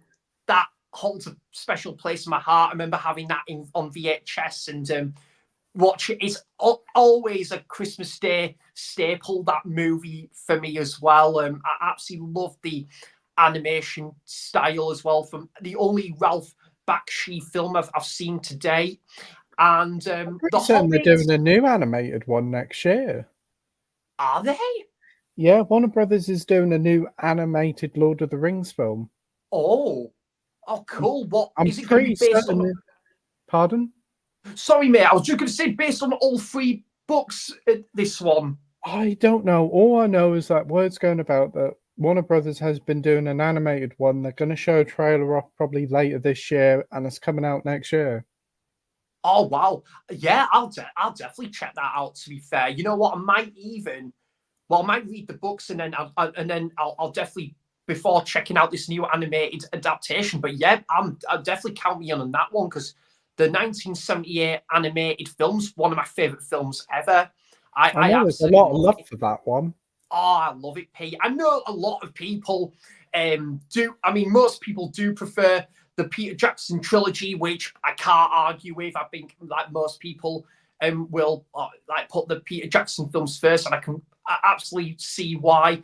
I think for me, I personally prefer the animated film, because it stays a bit more accurate to the first 2 books. They didn't have the budget into sort of do like an animated rendition of the 3rd film, or like I don't know if J.R.R. Tolkien was happy with how Ralph Bakshi was writing or in production with the 3rd movie, which was interesting. There was a separate animated rendition of Return of the King in like I think it was the late 80s, but I think it bombed. I don't think it did that well. Same with the 1977 The Hobbit. That I think that flopped as well. I think I've never seen that though. I've always been curious to check that out.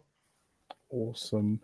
Next up, we have Sai here saying, I've just finished watching Godzilla X Kong. It was fun. I really enjoyed it. Great to hear you enjoyed it, mate.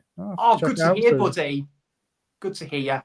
Minhaju says, I love Godzilla X Kong The New Empire. So much excited to pick up on June 11th. Own it on 4K. Oh, nice. Brilliant stuff. Good stuff, bud. I truly think the next Planet of the Apes sequel, my theory, might be this will expand the lore mythos, but time will only tell.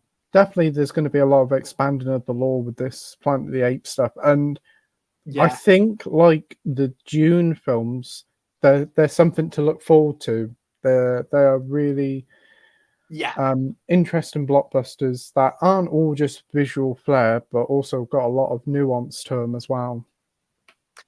Yeah, I'm going to be very interested with where they go with the next Planet of the Apes film, mate, and if it's going to bring in new characters like they did with Dawn and War from Rise, and they're going to keep a few of the previous characters as well. It's going to be all interesting stuff, and it's going to be more interesting when they bring in a new villain as well. And what's the new villain's going to be like? Yeah, absolutely, very much looking forward to that upcoming Planet of the Apes film, definitely.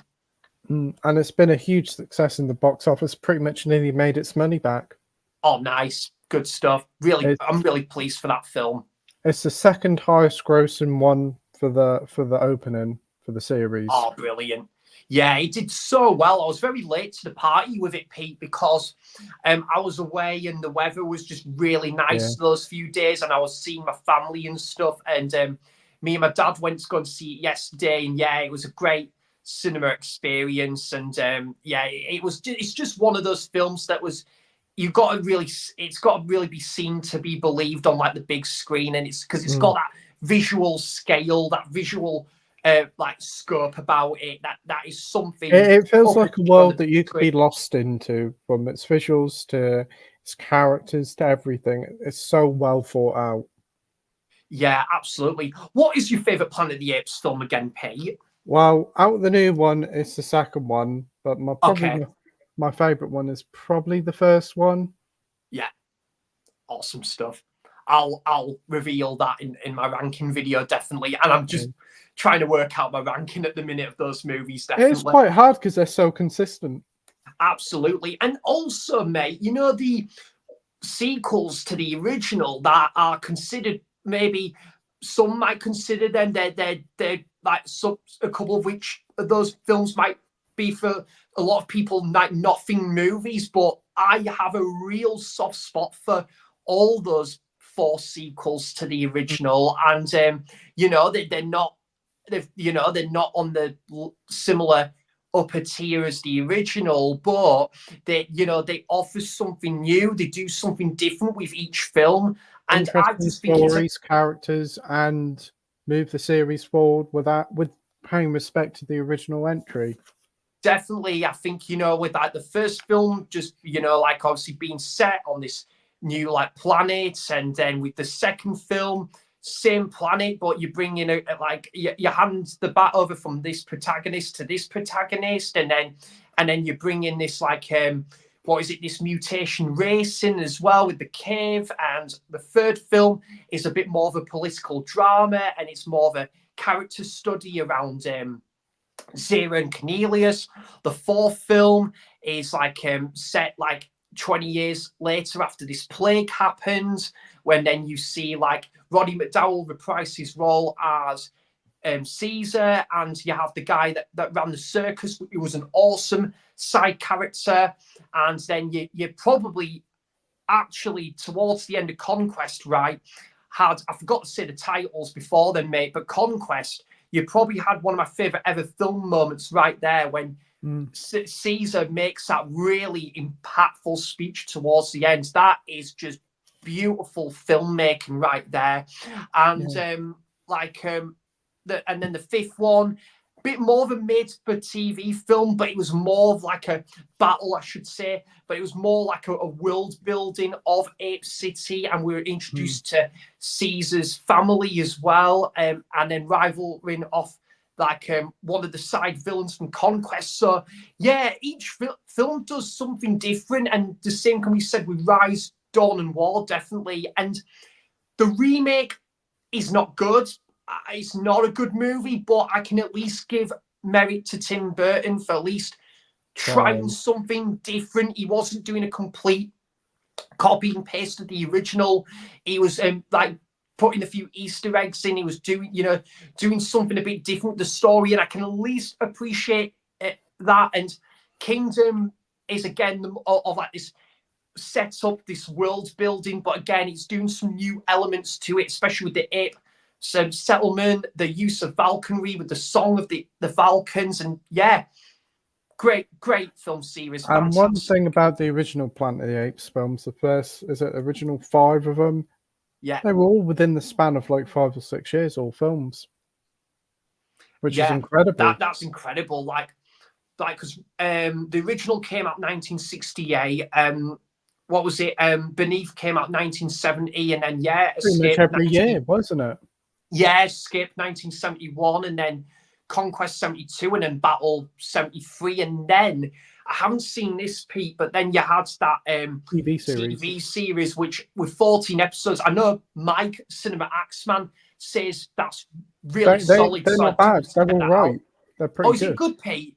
Yeah, I remember seeing it. They showed it on TV once a few years ago, and I gave it a watch. And I was like, yeah, it's not bad. It's really good. It's a nice little compliment to the films. Oh, nice. Good stuff. And it's got like Dr. Zaius in it and Cornelius in that, I believe, as well. Yeah, I think so, yeah.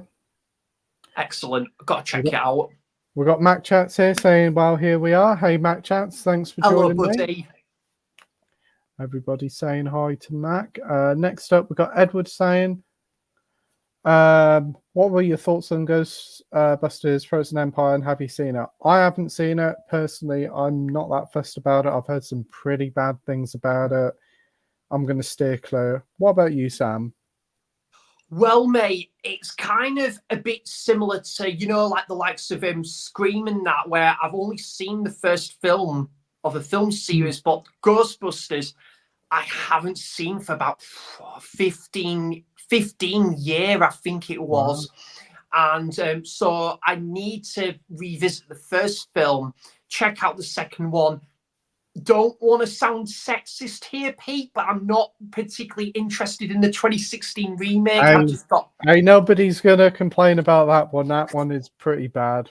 Yeah, I just had no interest in. And Melissa McCarthy, I'm sure she's a lovely person, but as an actress, I just do not find her funny in the slightest. There's only one film that I can tolerate her in, is that one with Richard E. Grant. Can you ever forgive me? That was great. I loved that. She needs to do more serious acting. That's all. Can you ever forgive me? And then the other, that was a great film. Talk about film. I don't think that ever got a Blu-ray release as well, which was a shame. And then, what was the other one, Pete? St. Vincent. She was pretty good in that as well. I haven't seen that one. That's the one with Bill Murray, isn't it? I would recommend that one, mate. Yeah, I do have it on Blu-ray. I picked it up from Poundland, so I'll have to give that a shot. Yeah, I think you'll like that one, mate. It's good. I enjoyed it. And then, so I haven't seen the 2016 remake, nor do I want to. But then Afterlife, I've heard very good things. I know Jamie Powell was a massive fan of that movie.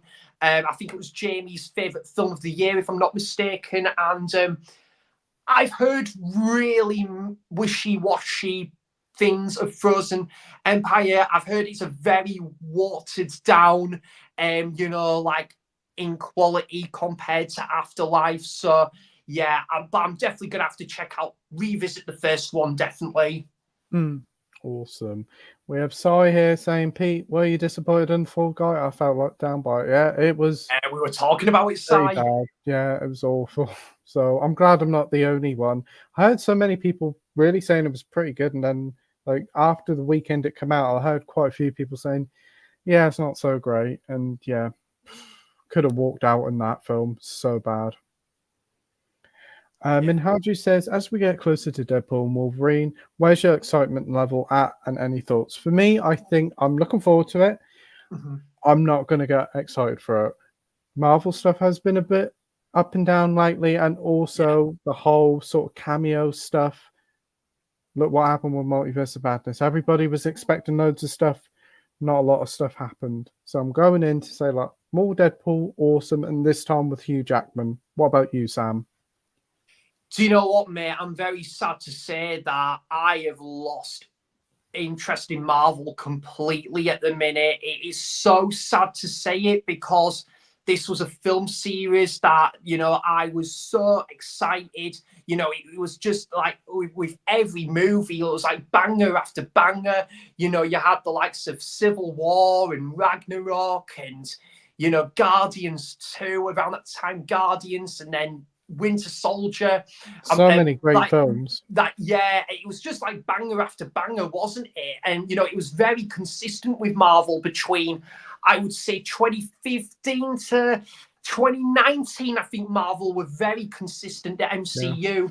But from, I would say, since the lockdown, MCU's been very hit and miss for me. And unfortunately, mate, it's taken away that eventful enjoyment where there's too much of it now. It feels less eventful. You're having so much of the... Exactly, mate. So much of the TV series shows, and then again the likes of the Marvels, which I didn't bother seeing. I probably only reason would be for Brie Larson. What was your thoughts on that one? Sorry, Pete. I never saw it myself. I didn't have no interest. Me neither. Have you got Disney Plus? I haven't, mate. I need to get it back. Definitely. But Honestly, one that just give X-Men 97 a watch. You don't really have to watch yeah. the original series. It is the best thing Marvel has done since Endgame. It is fantastic. I've Oh, never been nice. so excited for a TV series. Wednesday's like X-Men Day. We're going to watch the final episode tonight. I cannot wait. It's been a fantastic series, straight from the Oh, get-go. nice. Great writing, mature characters. It feels like what Marvel used to be. It is so Yeah. good. I do think probably it might be my favorite TV series of the year so far. Awesome. And that's the thing, mate. That's what you want, Pete. You know, you want that excitement and that buzz again for the next episode or the next film to come for like Marvel or Doctor Who, etc. But with the MCU at the minute, there's just not, it's kind of lost its spark and its magic with so many content and the quality of storytelling with some of the films of late. I mean, Ant-Man and Quantumania, my God, wasn't that a wonderful that was probably my favorite film of last year secretly. No, it was my worst film of last Oh year. dear, that was dreadful. I was Yeah. like, it started off not bad, and then as soon as CGI came in, I was like, dear. The CGI was atrocious, mate. It was a car crash, and my God, there was so much wasted potential with. I like Guardians was brilliant though. Great. Loved That was Guardians great. 3. Really good. Really good. A great send off for the characters. That was probably the last really good MCU film we had, mate. The last amazing one for me would probably be No Way Home. Yeah. But yeah, I was gonna say, so back to the MCU. So I haven't really got that excitement or that buzz feeling anymore for the any future MCU products. But Pete, build it up here. But however, this one is a massive exception because I love both the Deadpool movies and Logan. Fantastic. So I'm well up for this one. I'll definitely be seeing this one at the cinema, definitely. And it's a film, to me, it does feel like it's going to be an event. It's going to be a film that you want to see pretty much straight away. I loved the trailer. That was the first time I saw the trailer yesterday when we went to see Kingdom. And yeah, the humor was still very much there. It was very much bringing back that humor that, like cookie cuts from but the first two Deadpool movies. And yeah, I just loved the whole banter and the chemistry. The real Deadpool and Logan really bounce off each other so well with their charisma and the chemistry. So yeah, I'm very looking forward to this one. I think, yeah, it's going to be this and Maxine both in July. I Yeah, think that is looking amazing. That trailer. they're definitely my two. Pardon me, mate. They're my two anticipated new releases now. Definitely. Awesome. Next up, we have Sai saying, I really enjoyed Shallow Grave last night. I forgot how good it was. Yeah, it's a great film by Danny Boyle. Fantastic film. That needs a 4K, definitely. Yeah, I agree. And he also says, Scream 3 is predictable. I got the connection halfway through the movie. Yeah, they had to rewrite that a lot as well, I heard. Yeah. I also, Pete, just to quickly say, I liked how Sai just quoted John there when he put movie. Oh yeah, a movie. Yeah. Yeah.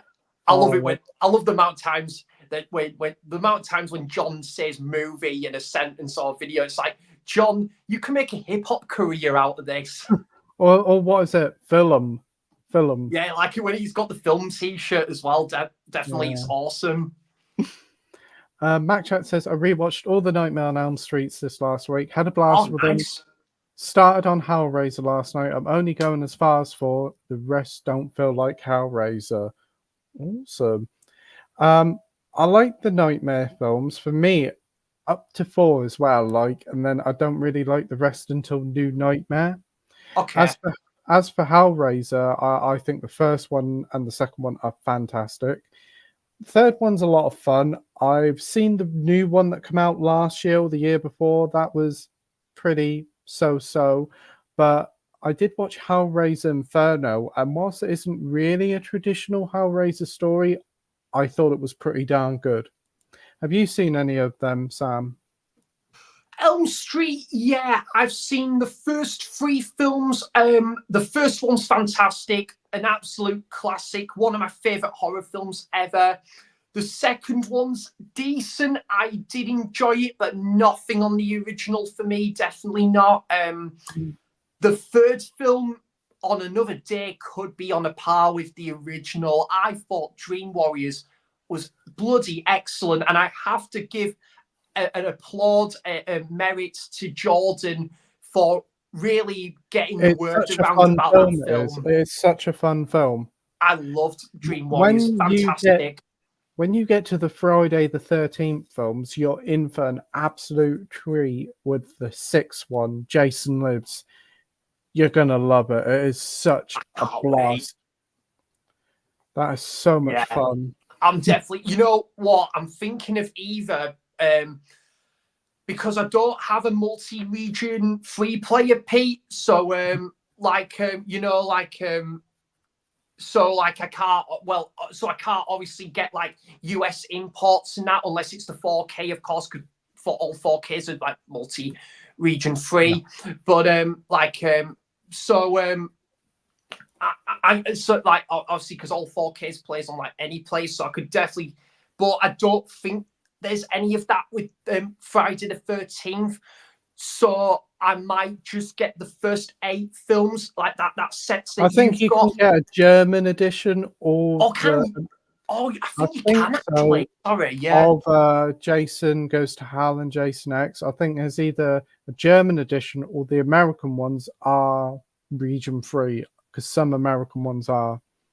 I know Ryan had them, so he'll sort you right. He will. Excellent, because like some of the US editions would be like, I was like region A, like obviously which wouldn't play in my player. Yeah. Like obviously when I went to New York, went to the Barnes and Noble store, I got like a few 4Ks and it was great. Like to get like that them. I just wish I had like obviously was able to like buy more when I was there, but I had a lot of like luggage in that. But I did see some lovely editions of like these Blu-rays and that. I was wanting to get the 4K of Everything Everywhere. Unfortunately, they didn't have it. But still picked up some nice 4K Criterions, and I got my first Blue Underground edition, which was Dead and Buried Video Nasty, wow. which is nice, great. I loved that. Really good. I've got to actually thank Ryan actually, because he was the one that recommended that to me. But yeah, going back to Friday the 13th, mate, yeah, definitely. If I can get that German set, if I could get like I think you can get, is it the individual releases of all the original artwork? I don't know about that. No, I don't know. I don't know. I'm not sure. But what I got was the 1 to 8 film box set, and I know that you can get the other 2 physically from America or Germany, and I think the Friday remake is available on Blu-ray as well over here. Excellent. So then I might just get the first 8 films in that set that you've got, and then I might just go elsewhere with like the others. I might just, if I just have to settle for the DVD for a while, mate, I might have to. I think with Jason Goes to Hell though, don't you get like the director's cut or extended version? I think you do with the DVD. I think you might do. I'm not 100% certain, but there's some. It's not a great film, Jason Goes to Hell, but it's like a sort of so bad it's good. There's some really funny death sequences in it. Okay. Right. Next up, we have Edward saying, "What's your thoughts on the Legally Blonde prequel that's been announced?" I've never seen any of them. Do we kind of need a Legally Blonde prequel?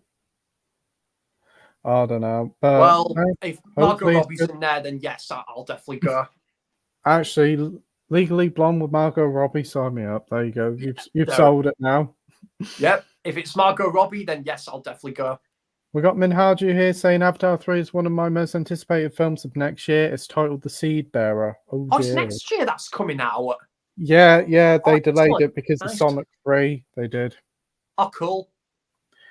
Matt Chat says on Hellraiser, I've seen that film many times before, but Jesus Wept line clicked for me, and I laughed my ass when I finally understood that scene. Went over my head for years, no spoiler. I've never seen Hellraiser as well, Pete. I was just forgot to mention there. I've not seen any of them films. Have you seen Dirty Harry, the original? Yeah, not for a long time, mate. But The yeah, I guy remember. who plays Thought it was great. Scorpio, Say again, sorry. the guy who plays Scorpio, the villain in the film, Yeah. Oh, is he's he? in Hellraiser. Yeah. I need to Yeah. check it out. It's Clive Barker, isn't it, that did the original? It's really good. It's really good. And I see it's got a 4K release now, which is very tempting. Yeah. Good We stuff. have Nerdy Film Girl here saying, hey, hello, everyone. Tracy. Hey, Tracy. Thanks for joining. Hope you're doing well. It was great. It was, just to quickly say, Pete, it was lovely to meet Tracy back in January. Yeah, Wow. That must we had have been amazing. We had a great meet up. Me, Tracy, and Max. We went to like this pizza place called John's, and like it was me, Tracy, Max, and my brother, and we had such a down to earth like discussion about film and all sorts. It was it was fantastic. And then we went for a spot of cherry pie, and then when Tracy and Max had to leave, then me and Chris went to like this jazz bar. But yeah, we had a fantastic meet up. That'd be was awesome really special. to go to America. Brilliant stuff. Sounds like you had a wonderful time. Oh, it was amazing, mate. Like the best birthday present ever. Absolutely. It was just like Pete, you know, like that you get that feeling where you're waiting for that moment to happen after all those years, because I've been waiting to go to New York for 14 years. And when that moment finally happened, it was just, it was so, it was surreal, but in a most a marvelous way. I'd go back again tomorrow if I could. I just absolutely loved it. My favorite part of it all was actually going to Empire State when we went to the observation deck, and we went out at the observation deck where you could stand outside and you could look at all like the buildings and that, and you're just like, whoa, how do I take this all in? It's incredible, like nothing I've ever seen before. That'd be lovely to go to America one day. I know when I went to London, which was the first time I properly went to London last year, that was was incredible. That was just excellent. Like going down, like walking around like Soho and down like wherever HMV is and all that. It's just wow. Sometimes you have to pinch yourself and you're like, wow, I'm here. Oh, nice, mate. I definitely need to go. When I go back to London, obviously, I'll go and see my brother and sister-in-law again, and maybe there might be a couple of YouTubers I might meet up as well. But yeah, like I hope you do get to America one day, though, Pete. I definitely like to go somewhere like Florida or somewhere in like America, because I would definitely go to New York again. But yeah, that was truly phenomenal. Brilliant. Tracy said, did you guys see the Wicked trailer that just premiered? Would love to hear your thoughts. I saw the original trailer that came out around about, was the either CinemaCon or was it the Major League Football thing in America? Looked pretty good. And I did see the new trailer that came out earlier today, and it looks really lovely. I'm not into the musical, but I must admit, like, pretty good leads there with Ariana Grande and the other lady. She was in Bad Times at the El Royale, and she's got a magnificent voice, she has. Yeah. So whilst I probably wouldn't say I'll rush to see it day one, I definitely wouldn't mind watching it. What about you, Sam? You know, it's so funny. We were talking about London then, mate, and the last time I properly went around London, it was part of like a school trip, or you know, like when we left school, like when I was living back in West Yorkshire, we went to like this like London trip. We stopped the night there. Yeah, it was like a school trip, and we actually did go to the Wicked stage play, which was great. We loved it. We thought it was brilliant. Yeah, like when we went to London, I can't remember what like venue it was again. You know, like it was a theatre definitely, but yeah, I'd say it was I say it was definitely Wicked. There we go. But I've not seen the trailer. I remember, I think Tracy did post about it in like the story on Instagram. But yeah, definitely. Like it's apparently going to be a two-parter as well, with the next part coming next year. But I've heard a lot of people have seen footage of it in like different press places and say it looks incredible. So yeah, nice. I'd definitely be up for it. Yeah, I'd definitely give that a go. Definitely. Sorry, says Pete, don't you think that Sam should watch One Cut the Dead? I think he'll enjoy it. I've not Oh, seen it. I need to watch this. it's great. I don't really want to say too much about it, but it's one of the most inventive films I've seen. It's very good. And It's yeah um, on third windows, and I might get that in that next sale definitely. yeah, highly recommended. Just don't go researching it. Don't read the cover. Just watch it. It's one of those films that you get a lot out of it for watching the first time without knowing nothing. It is so good. Yeah, when we were in the pub yesterday, Pete, there was a bunch of films that Si talked about that I've been wanting to check out for a while, and one of them was this film, One Cut of the Dead, and he just spoke so highly of. So, Si, if you're still watching this, mate, yep, when the next third window films sale comes on, I will definitely be picking that up. I also know Warren at Goose's Movies is a big fan of that film as well. Awesome.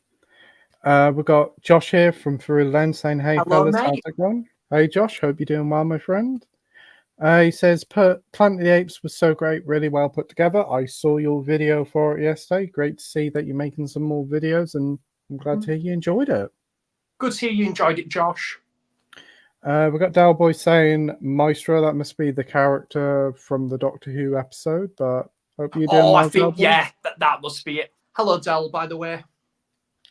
Josh says, you definitely see that the Disney hand on it. Oh, what with Doctor Who? Yeah. Yeah, I can definitely agree with that. Minhaju says, have you guys heard that Godzilla has been given the green light for number 3? It's currently in development now, and as the writer from Godzilla 2014, Shang-Chi and Across the Spider-Verse, saying that it'll be released in 2027. No surprise. It's been a huge hit, took $500 million at the box office. Yeah, no surprise. No surprise. And good for it, too. Also, is this the sequel that's coming out 3 years after then, Pete? Yeah, I assume so. Godzilla X Nice. Kong 3. Yeah, it seems to be really doing well, that film series. Yeah, I'm glad to see it's doing quite well. It's good to see that we're getting some successes because there's been so many flops recently. Yeah, it's like a bit like like Scream and this, like Godzilla, Kong, and then now Planet of the Apes. Like all these film series that's been going for a canny while that are coming back, and yet they're still keeping it consistent after all these years. It is a good feeling that I'm just hoping this season of Doctor Who will make up after. Well, I liked the second episode, but the first episode wasn't good.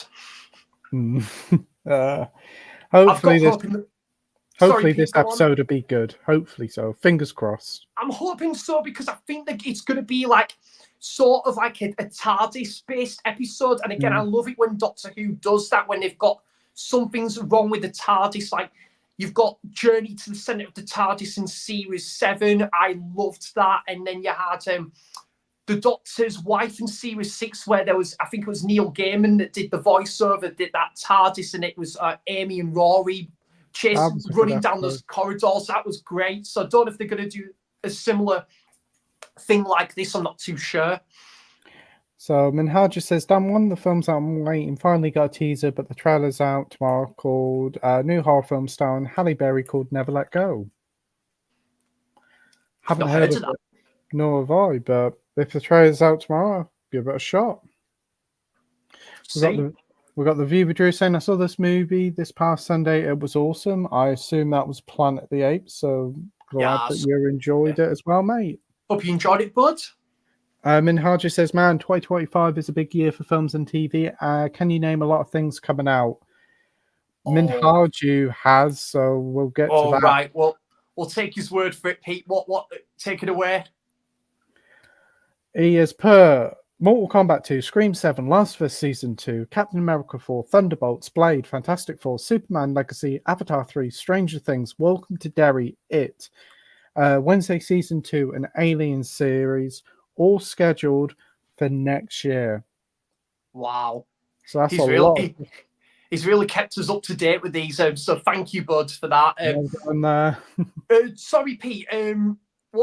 Just going from the previous comment, I'm just thinking what I'm looking forward to out of those like schedules there. And what the list again? So I would say probably the new Blade, but I want to check out the other Blade films before then. And Captain America 4, I would give that a watch, to be fair, because I did really like The Winter Soldier and the TV series and Civil War, so I would be open to watching that. And Superman Legacy, yeah, I would give that a watch. And Stranger Things, absolutely. And oh yes, Last of Us season 2, Oh, and definitely. I need to catch up on the other Scream films, and then I'll check out Scream 7 definitely. Awesome. For me, it'd be Mortal Kombat 2. I thought the first one was a nice surprise. Last of Us 2, Captain America 4, Fantastic Four. I'm liking the casting they're doing with that film, and Superman Legacy. I'm quietly optimistic about that one. Looking forward to seeing what they do there.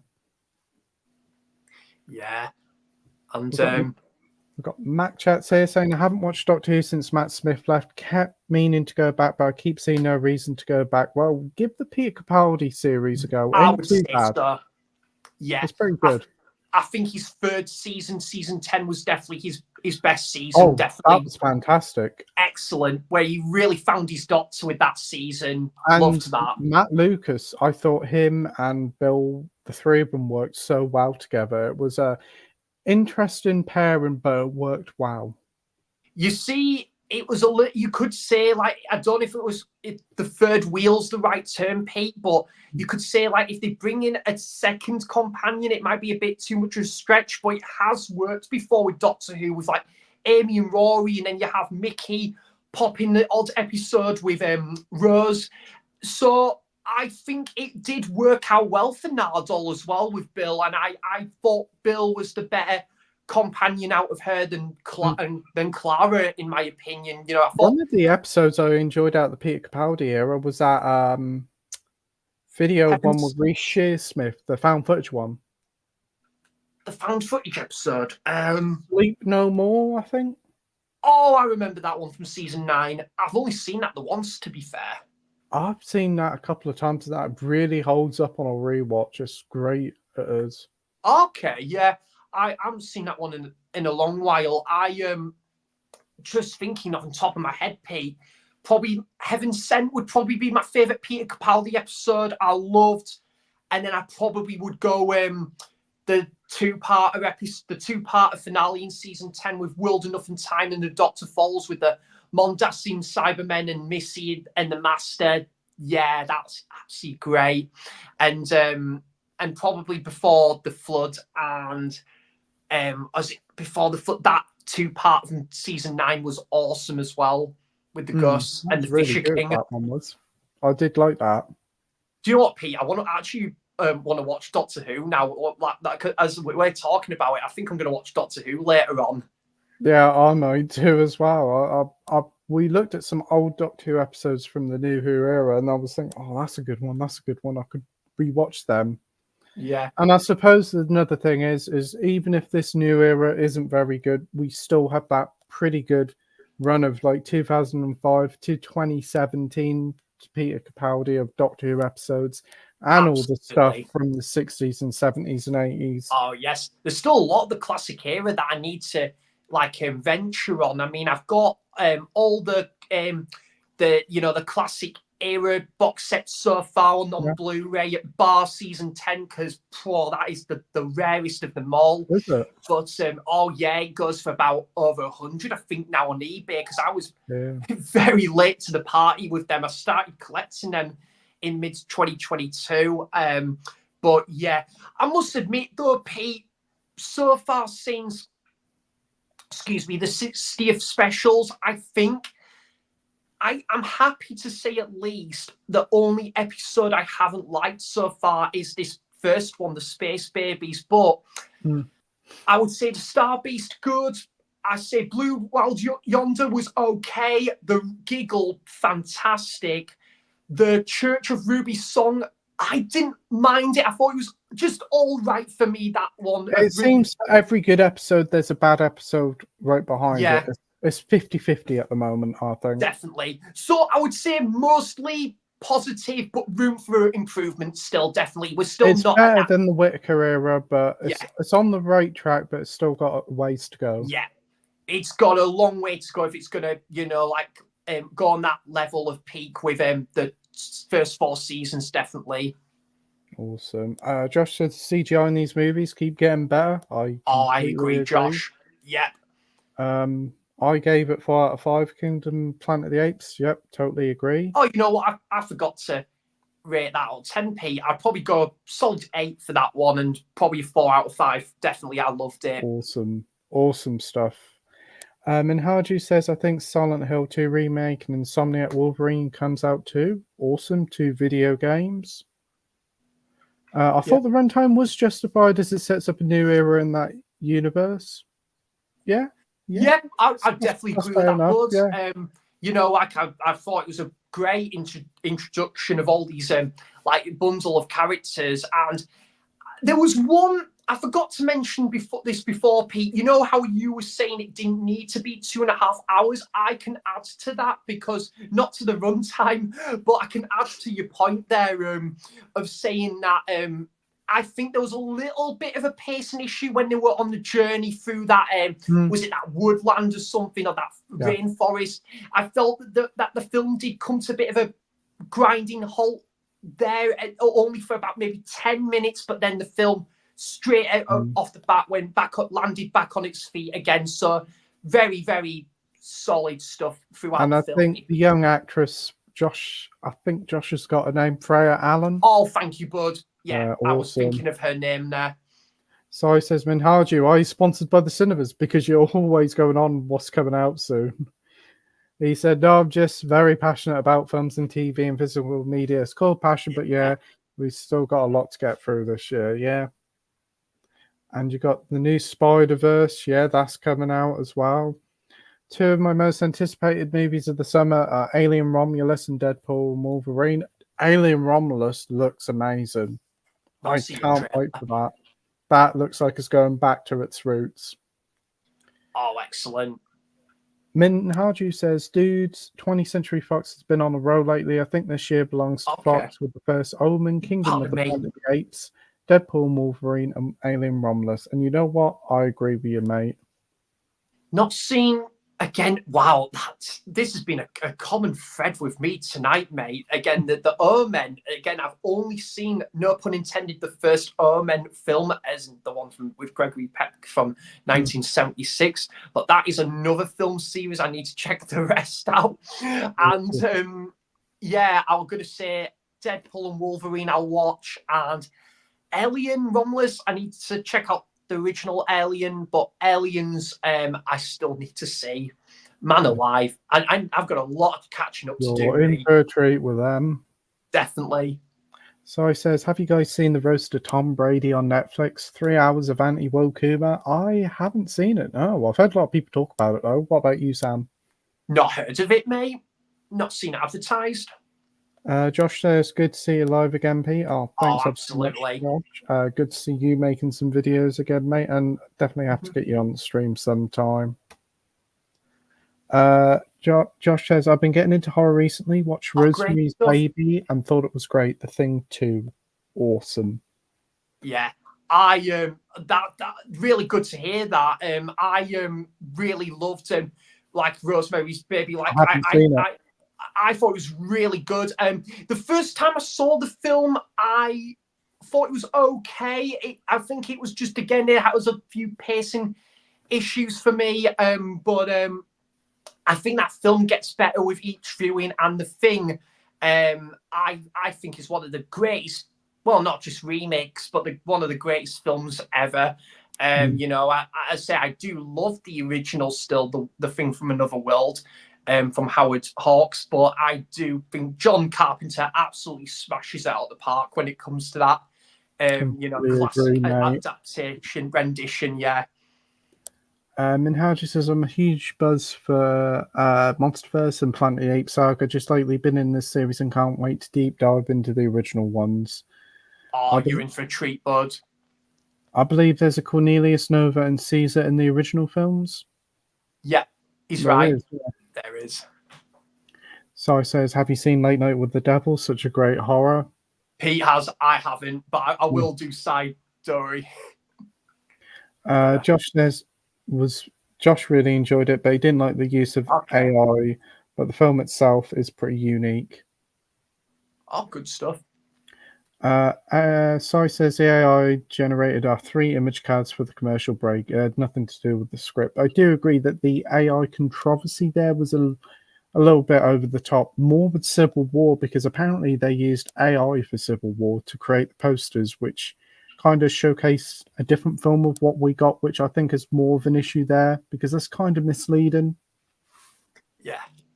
I say and you know what? John did a really good video about like if AI like works in like 4K, and yeah, I really like enjoyed that. And when he was talking about some of like the newer 4K, so it's very interesting how AI is having like its name stamp on some like 4Ks and some of the newer films as well.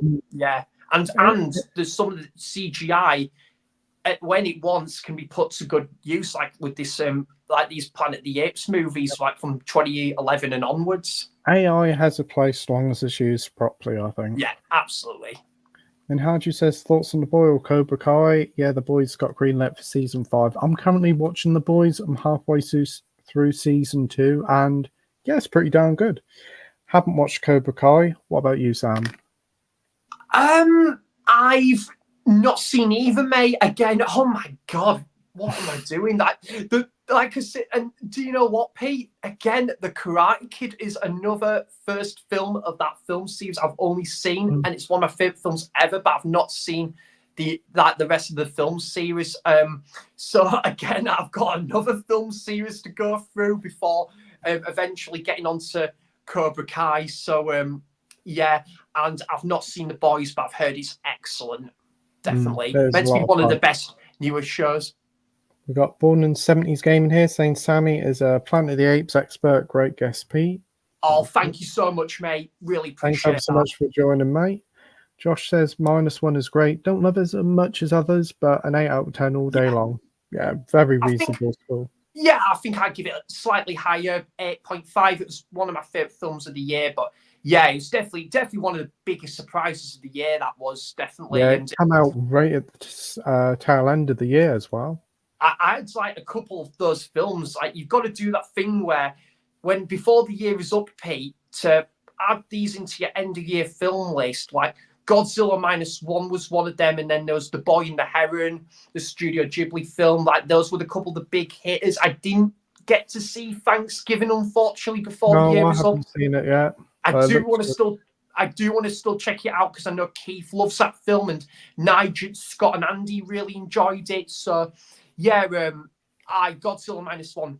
Please get a 4K release. That definitely deserves it. Yeah, fingers crossed. We've got Mac saying, okay, you sold me on the apes. I'm going to go see it tomorrow. This Oh, will be the nice. first time I've gone to the cinema since Guardians 3. Wow. Excellent. It's worth it, yeah. It is. Definitely. Enjoy it tomorrow, bud. Hope you have a great time with it, Mac. Look forward to hearing your thoughts and opinions. Oh, yeah, definitely. Minhaji says, I think the Icarus ship will at some point be in the new Planet of the Apes film. Catch up to that timeline. The satellite and the telescope suggests so. Yeah. Yeah. It was like at the very, like, I don't really want to spoil it, Pete. Well, I mean, it's kind of in this comment now, but like, as say, like, you know, like I know that in the second film anyway, that we're going to probably see more of this human tribe that's going to come into like the second, like this second new installment of this new trilogy. I'm wondering if we're going to see more of the other humans as well. That was like middle of the film as well, when there was that captured scene as well. So yeah, I'm going to be very interesting what they do when they like meander on into this like upcoming installment. Minhaji says, what's your thoughts on Days of Future Past and Logan? To me, are my favorite films of the X-Men saga. I recently watched them and they're so good. For me, Days of Future Past, I wasn't huge on it. I need to rewatch it, but Logan I really did enjoy. What about you, Sam? Days of Future Past, mate, I thought was excellent. One of my favorite films of 2014. Again, I think 2014 is very much in the conversation of being one of the greatest years ever in film. You know, you had the likes of Grand Budapest, and you had Whiplash, Winter Soldier, Guardians, and Planet of the Apes. The Future, Days of Future Past, and then Dawn of the Planet of the Apes. It was a wonderful year for film, that was. But I loved, that was probably my second favorite X-Men film after Logan, and Logan was absolutely brilliant.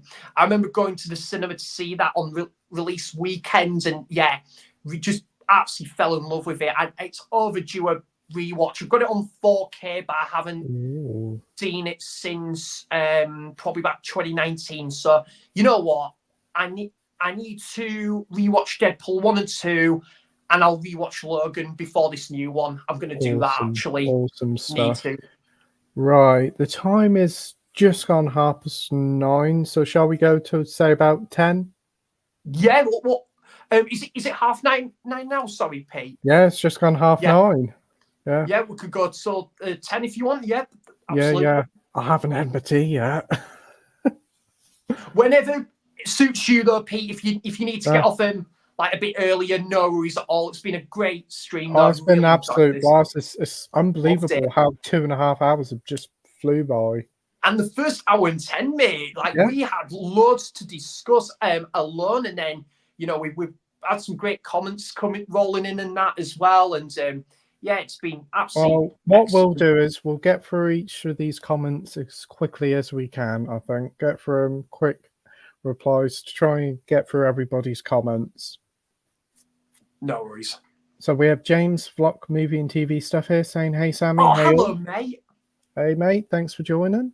Yeah, James has been very supportive of my channel recently. I think he's left a comment on my latest video. I will reply back, James. But thank you so much for that. Really do appreciate it. Awesome stuff. Welcome to the channel, James. And he says Ryan Gosling would be good as Mad Max. Yeah, I'd be up for that. Definitely. Yeah, that is really good. For me, Peter Jackson is the best director in Hollywood. His King Kong is a classic. Yeah, I really enjoyed that one. Did you say? I really liked that one as well. Awesome. We've got Gary here saying, "Good evening, Pete and Sam and everyone." Gary. Good evening, Gary. Hope you're doing well, my friend. Thanks for joining. So I do think the space astronauts, Icarus, and the future humans trying to slave will take place soon in some timelines. Eventually, what would lead up to Tim Burton's movie. I think they're going to skip past the Tim Burton stuff, to be honest, because I don't think that is proper timeline stuff, is it? They treat it as like a side story. Yeah, it was just a bit of a plot hole, really. I don't know how it was going to be pigeonholed into this timeline, but I think it was just on its own separate accords, really. But the ending was very convoluted. It didn't really make much sense. So I don't think that's going to have any resemblance with this timeline going forward. Mate. Sorry, I can't see that, definitely. Next up, we have Nige of Rock God 2004. Oh, hello, Nige. Hope you're doing well. Hope you're feeling better today, mate. Hope you're feeling better, bud. Oh, you pair of beautiful bastards. How are you diddling, lads? Doing well. Doing all right, mate. Hope you're okay as well. Nige is on his way to 1,000 subs, by the way, Pete. He's doing so well. I'm so dearly proud of him. That is well done. If you haven't subscribed to Nige already, be sure to go and subscribe to him. Such a wonderful guy and a brilliant channel. One of the nicest people I've ever met, Pete, and I've had some cracking meetups with that guy, and we're hoping to meet up at some point next month. So wow. That'd be wonderful to meet up with Nige. I think he has just dropped a video now because I did get a notification for it, so looking forward to checking that one out later. Sorry, Pete, I think I got a notification saying, is he done the final list of the section 2? No, Steve. Oh, get in. I'll definitely be watching that tonight, definitely. James says, I think Planet Apes movies and I include the original are masterpieces in Hollywood. Yeah. We've got Mike's DVD and Blu-ray collection. Hello, Mike. Hi, guys. Hey, Mike. Hope you're doing well. Who are we going with? Scar King or Proximus Caesar? Let's just Wow. Proximus is not true. Caesar, of course. As much as I like the new villain ape, Scar King will probably eat and cook him. Good theory. Yeah. Tim Burton's. Interesting theory. Pardon? I was just saying, interesting theory, mate. What you just said then. It's Scar King from the new Godzilla v Kong film, I think. I don't know. The only star thing I can think of is that one from the Suicide Squad, but I've not seen the new Godzilla v Kong, mate, so I can't comment on that. Tim Burton's Planet of the Apes said, so it's the only movie I ever walked out the cinema before it finished. 30 or so minutes, I got up and walked out. I hate that movie. You told me you loved it the other day. Yeah, James said the TV show was good, definitely worth a watch. Oh, thank you, James. Do want to give it a watch at some point. Minhaji says Andy Serkis, man, he's such a talented man, so awesome. He does motion capture for Gollum, King Kong, and Caesar. Yeah, and he was definitely promoting this film a lot. He was a producer on it as well, so there's a lot of love there. Yeah, wealth of talent, definitely. The Simpsons, Planet of the Apes, Dr. Seuss. I love that episode. Is that the? It's not the New York episode, isn't it, Pete? The New York episode is one. It's what was it? The guy that does that. It's like that stage play. I think it's like that other episode. But need to watch Simpsons again. Love some Simpsons. I must admit, whilst watching Planet of the Apes, I was thinking of that episode and would like to go back and watch it. It's just knowing what episode it is because there's hundreds of episodes of Simpsons. I think that, again, Pete, I think that really went on a decline years ago in quality, but the first 9-10 seasons are excellent. Really great comfort TV, that. Sai says St. Vincent is Bill Murray's best performance, in my opinion. Wow, I need to see that. Yeah, I agree, Sai. I thought he was very good in it. I think my favourite, in my opinion, out of what the films I've seen with Bill Murray in, because he could have potentially done better, but from what I've seen, I thought he was brilliant in Lost in Translation, and that's probably my favorite Bill Murray leading role. I mean, technically my favorite film with Bill Murray in is Grand Budapest Hotel, but he's not much in the film. Unfortunately, I would have loved to see more of him in that, but I think in terms of Bill Murray in a lead role, I'd say Lost in Translation, but St. Vincent, fantastic, great film. That I need to check that out. I really like him in Scrooged and Groundhog Day, and very good in Lost in Translation as well. Oh, brilliant film! I went to go and see Lost in Translation. What was it? 3 months ago at Tyneside Cinema. Wow. Yeah, it was great seeing that at the cinema. Awesome stuff. Brilliant on the big screen, I bet. It was just like Shallow Grave was as well, Pete. It was a really good print that on the big screen when me and Si went to go and see it last night. Awesome stuff. Well, James says, right, I'm off now. Have a great night, and I hope you don't mind me saying God bless you all. Oh, thanks ever so much, James. Thank you so much, mate. I'll have to check out your channel and give you a sub. Yeah. He seems like a lovely fella, this guy, Pete. He's been very supportive of like my videos, and he just commented. So yeah, thank you so much, James. Really do appreciate that. Well, you take care, mate. You have a good week. Definitely. I'll have to catch up with some of his videos soon, definitely. Gary says Captain Marvel was the start of Marvel's downfall. Yeah, you could say that. Yeah, it probably was. I mean, I've got to be honest, Pete. To be honest, for me, I wasn't a big fan of Ant-Man and the Wasp. That could have been the start of it. I mean, Captain Marvel, I didn't mind that film. I didn't think it was brilliant. I thought it was just fine. 6 out of 10, middle of the road. With Ant-Man films, they're very like middle of the road. They're fine for what they are, but they're never going to be like high grossing or highly thought of Marvel films. The first one's good, and then the second and third one, not for me, unfortunately. Oh, yeah. Sorry says, all I can think about a Quantum Mania is Murdoch. What the fuck? Oh my God, I forgot about that. Oh, the worst thing ever. Some of the worst CGI ever, in a nutshell, that. Minhaj is surprised that there's 5 original Planet of the Apes films and he's going to get them very soon. Awesome. And I've just reviewed them all, Minhaju. All the reviews are on there, and yet they are an amazing time, mate. You're going to love the original and the sequels. Not a patch on the original, but they're very, very enjoyable. Awesome. Definitely. We got Josh saying film of the year for him goes to Dune Part 2. Wow, very good film. It is. What's your favourite film of the year so far, Sam?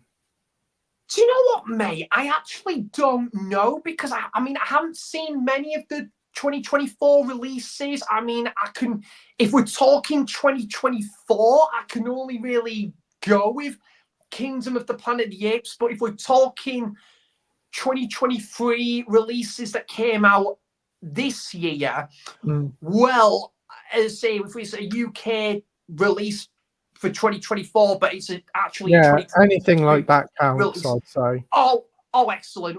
In that case, I probably would go with.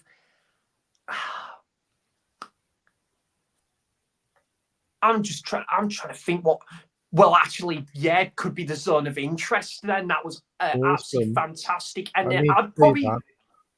Yeah, I definitely recommend it, Pete. Again, where is the Blu-ray release for that? That totally deserves it. And then, what was I probably would say Oliver Strangers was brilliant. That's on Disney Plus now. I do want to watch that. Yeah, it's very moving. It's a very moving, like wholesome, like bittersweet drama. Really good. And I'm gonna probably. Now I don't have Disney Plus, I might just get the Blu-ray for that one, and then yeah, that's coming soon. I see. I'm gonna probably pre-order that, and I would still like to get Poor Things, which I've got the absolute honor of saying that I actually got to see when I was in New York, and that was a brilliant experience. Wow. It is a great film. It is. I loved it. You see a lot of Emma Stone, so that's always good in my eyes. And she took home Best Lead Actress as well, and she was well deserving of that.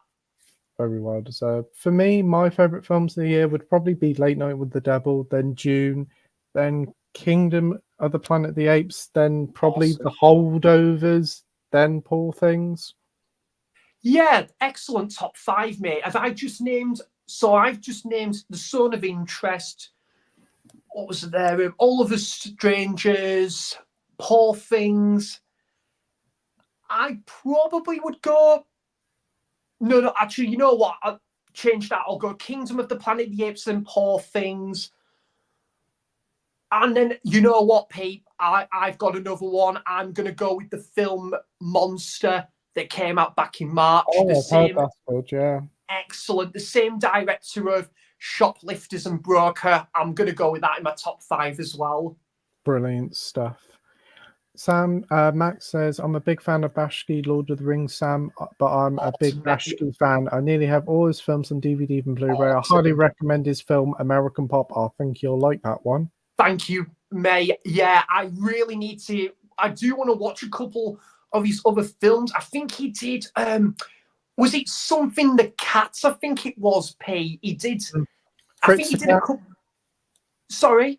Fritz the Cat? I think it was that he did. And yeah, there was a couple other ones.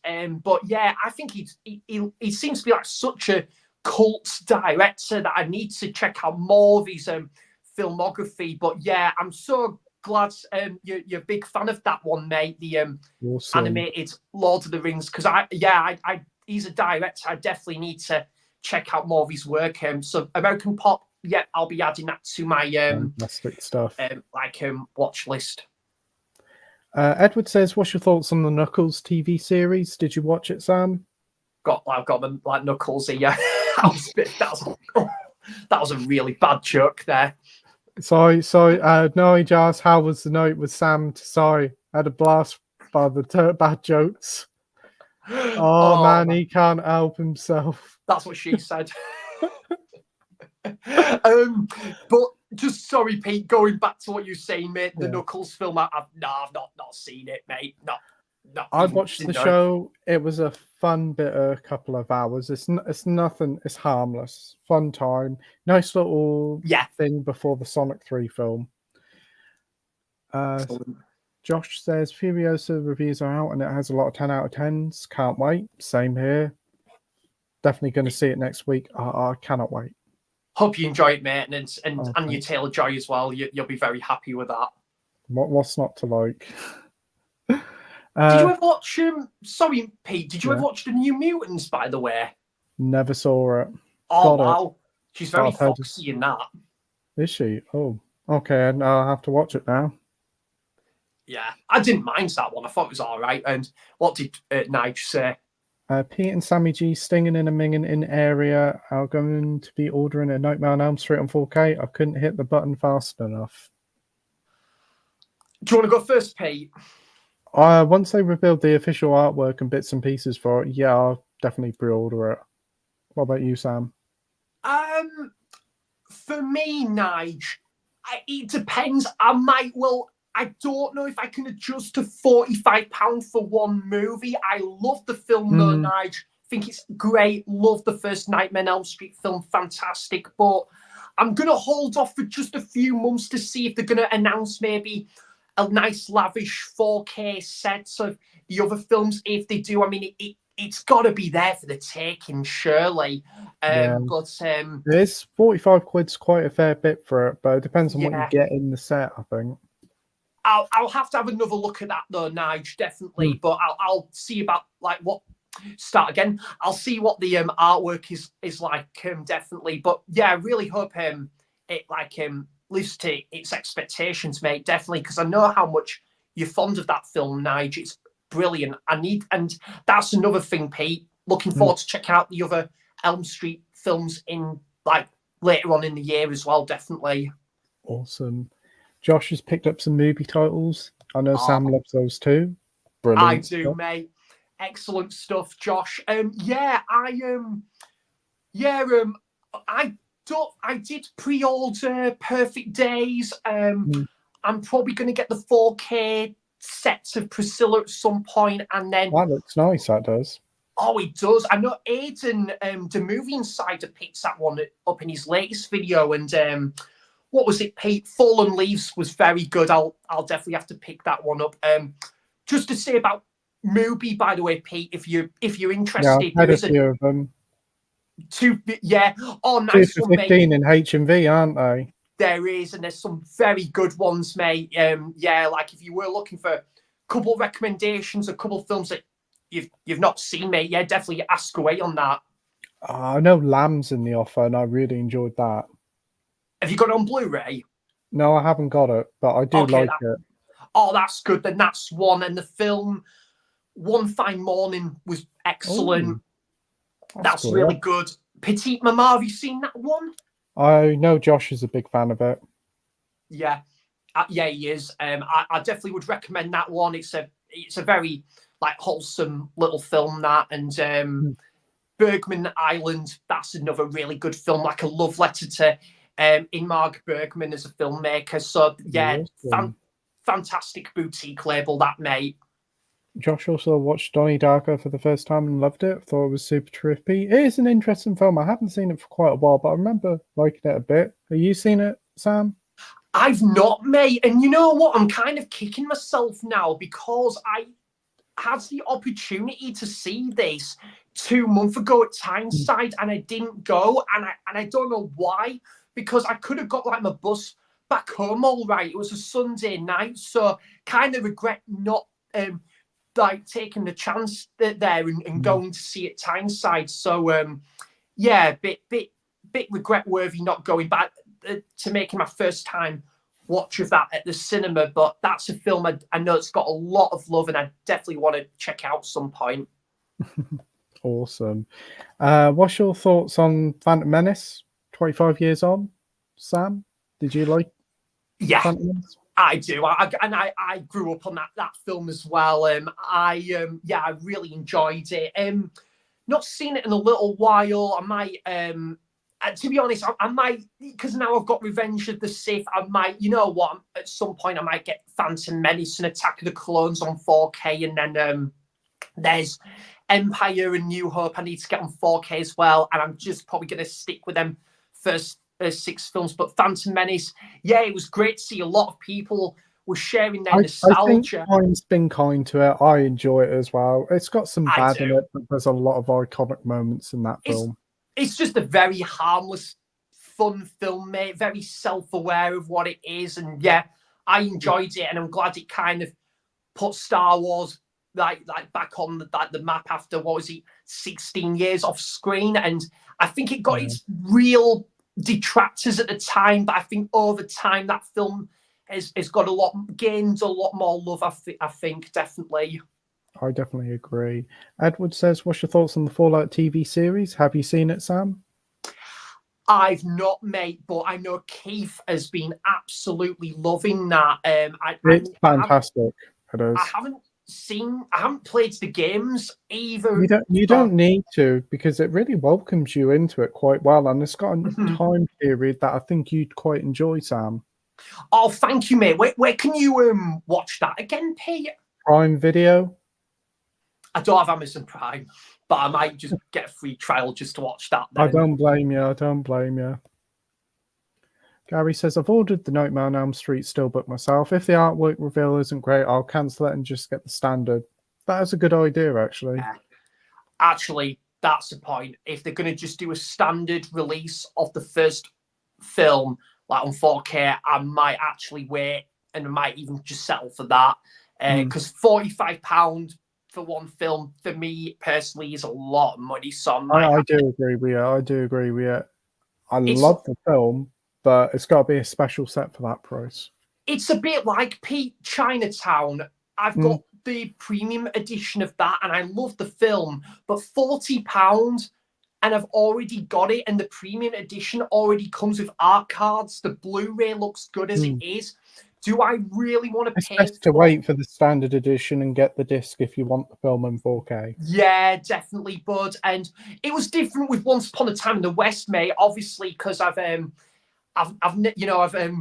never like owned it since having it on DVD, and I Well, it's a big never owned it on upgrade. Blu-ray. Sorry, mate. It's a big upgrade, so it's kind of worth it. So it was definitely worth it, and you get all your bells and whistles there for £35. So It isn't yeah, too bad. That's just on like the borderline of worth it, I think. oh definitely. And Josh said he picked up Evil Dead Evil Rise Dead on Rise. 4K. Well done. Well, he's picked it up before I did. I still haven't picked that up. I don't know why, because it was one of my favourite films of last year. Hmm. Awesome. So, right, we have how would you rank the Hunger Game movies? I'm not a fan of them. I've seen 4 of them, not too hot on them. So, I'd just say the first one's all right. The rest of them are more the same. What about you, Sam? Oh, mate, yeah, I completely agree with you. I just do not get the hype with them films. I just think they've got absolutely nothing on Battle Royale for me. If No, you they ain't got want, no personality either. no, the characters are wooden, they're bland. I like the only character I like is is it Snowden? What's his name? Donald Sutherland Yeah, is he's good in it. the only positive thing I can say about that film. No, it isn't. Jennifer Lawrence, of course, because she's proper nice on the eye in that film. Definitely, I can't blame Josh Hutcherson, like having a bit of an eye for her. But yeah, I don't know, Pete. Say, if someone came to me and said, "What would you rather watch, Battle Royale or the Hunger Games?" I'm gonna go Battle Royale by a Yeah, million that's the miles, thing. far Yeah. superior. Absolutely. Josh got a voucher for his 21st, so happy birthday to you, Josh. Belated Happy birthday. belated birthday. Got some 4Ks finals and bought American Sniper today. Awesome. Great film. Keith did an unboxing of that. I haven't seen that one. That's a Clint Eastwood film with Bradley Cooper. I've heard it's pretty good. That's really good, Pete. Would recommend that. And it's Clint Eastwood that directed it as well. And Awesome. that's a director I definitely want to check out more of his Oh, he's directorial. great. He is. He's Yeah, great. definitely. I want to check out more of his directorial films and his like acting, like when he's like acting as well. Like I need to check out, because I've seen Good, Bad, and the Ugly, and I absolutely love it. And I need to check out the other two in the Man with No Name trilogy. All the Dirty Harry films. There's a really good one called Cliffhanger. That's a great one. Does it end on a cliffhanger? Actually, I think I got the title wrong now. What it's called, I can't remember what it's called now. I But think isn't that what it's called? Cliffhanger? Oh, is that with some? Is that no, with Stallone? that's with Stallone. No, that's not the one. I'm thinking of the Eiger Sanction, but no, there's another one beginning with C, starring Clint Eastwood. I can't remember what. Tightrope. That's what it's called. Tightrope. That's meant to be brilliant. I've heard, mate. I've heard That really that good is things really about good. that. That is as good as some of the Dirty Harry films. You're in for a treat with that one. You know what, Pete? After this stream, I'm going to look back and think about all the film series we've talked about tonight.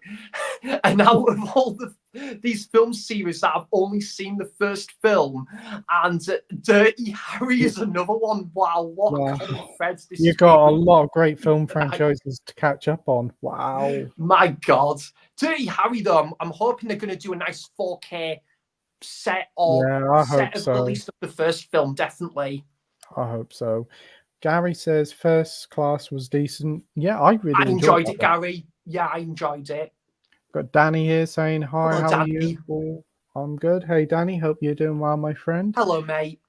Nige said, "Oh, bless you, Pete and Sam. Thank you for the very kind words." No worries, mate. Honestly, Nige, you're one of the nicest people I've ever met, and we couldn't have been more proud of you. You're doing the film community a load of good. You're bringing a lot of joy to this film community, and your videos are just home run after home run. They're brilliant. And yeah, we're all dearly proud of you, my friend. Absolutely. You will get to that milestone, Nigel, of 1K subs. You will. Oh, he will do within a matter of weeks, definitely. Oh, definitely. He's fantastic. And I've got also, Pete, John to thank as well, because that's how I came across Nigel's channel. John introduced him to the community doing those video nasty streams. They were great. And then John was saying, you know what, Nige, it'd be so great if you could do some like your own videos on these video nasties. And then honestly, Nige has just really just been he's just been absolutely it's been an absolutely fantastic journey he's been on, and he's really got away with it, and it's such an inspiration. So well done to you, bud. And John as well. John is one of the absolute best in the film community. They're absolutely wonderful, and Nige fully deserves to get 1,000 and beyond. Absolutely. A lot of hard work and showcase all his knowledge in his films. He does. We've got Josh here saying, have a great night, you legends. Have a great night too, Josh. Thank you, bud. Take care. Gary says, I'll check out your new videos later, Nige, after the stream. Scar King's from the new Godzilla film. Right. Minhaj, you'll check out your videos later. Thank you, bud. Got Jamie here saying, good evening, fellas. Hello, mate. Hope everyone in the chat, hope you're all well too. Hey, Jamie, hope you're doing well. You're doing well, bud. Well. Great to see you here, mate. Definitely. Minhaj says, also First Class is one of my favourites. Surely it's best one. First Class is class. That might be my favourite one. I really enjoy it. I think, I'd go Logan, Days of Future Past, and then I would go First Class. Yeah, it's definitely up there for me, Pete. I agree. Awesome stuff. Got Andy saying, running late to the stream, mate. Hope it's been a good one. It's been great. Hello, Andy. Honoured to have this chap's present. Sam's been a brilliant guest as always. Always a true delight talking to him. Yeah, thank you so much, Pete. It's been absolutely brilliant to be back on a live stream with you, and you seem to be keeping really well, and it's great. You like getting back into the swing of the live streams, in your own time as well. And yeah, it's great that you're slowly coming back with these live streams, because I've really missed it, Pete. It was certainly some of my favourite ever Wednesdays, watching them live streams and being a guest as well. Oh, thanks ever so much. Well, it wasn't all. It was down to everybody who commented. Andy, Mike, Scott, Nige, everybody. It was a huge team effort, and it was such a joy to do. It was just sometimes it could be just too much, like every single week. But hopefully, I would quite like doing like a one-to-one one. I think is a good way to get back in, and probably as the weeks go through, probably have a couple of guests on extra a week and see how it goes. Absolutely. I'll be up for joining another stream at some point, bud. Oh, thanks ever so much, Pardon me. Sam. Oh, no worries, mate. I've enjoyed it. And Haji says Sonic 3 trailers out in 3 days. Let's have it. Can't wait. And apparently, Ultimate Threat is Shadow and Sonic is Chaos or Metal Sonic. I think one of them I've heard. Well, looking forward to it. And I agree with Jamie. Really, no, Jim Carrey is actually back. Jim Carrey is confirmed to be back in Sonic 3, and I can't wait. I've only seen the first Sonic movie, Pete. I really enjoyed it, though. And you know what? I thought, oh, this might just be a one-time watch for me. But you know what? Over time, I thought, you know what? This is something I could watch again. The second one's fun. Yeah, definitely. And I've heard the second one is pretty much on that similar level of enjoyment. So yeah, I'll definitely. Wow, JP, like not quite on the same like lineup of films of the other film series, but again, another film series. I've only seen the first film. We got Gary here saying for 45 quid, it's got to be something special. This Nightmare Steelbook. I hope so, Gary. I do agree. It's quite a steep price. It's got to be something incredible for that deal. We've got Blue Roy Movies here saying, "Hey Pete and Sam, how's it going?" Hey Roy, hello Roy. Thank you for joining. Great channel, Pete. Are you familiar with Blue Roy Movies? I haven't heard of Roy's channel yet, so I'll have to subscribe to it. So thank you for joining, Roy. Oh, definitely, highly recommend. Pete, yeah, fantastic guy is Roy, and he's kindly sent me a couple of Blu-rays like recently. So yeah, thanks for tuning in, Roy. Awesome. Thanks ever so much for joining, mate. We've got Marvel fans saying good night, guys. Good night, mate. Have a good one. Yeah, we're going to be wrapping it up in a minute. We've got a couple of more comments, so we'll just get through them. So Gary says, I recommend New Order on Mubi.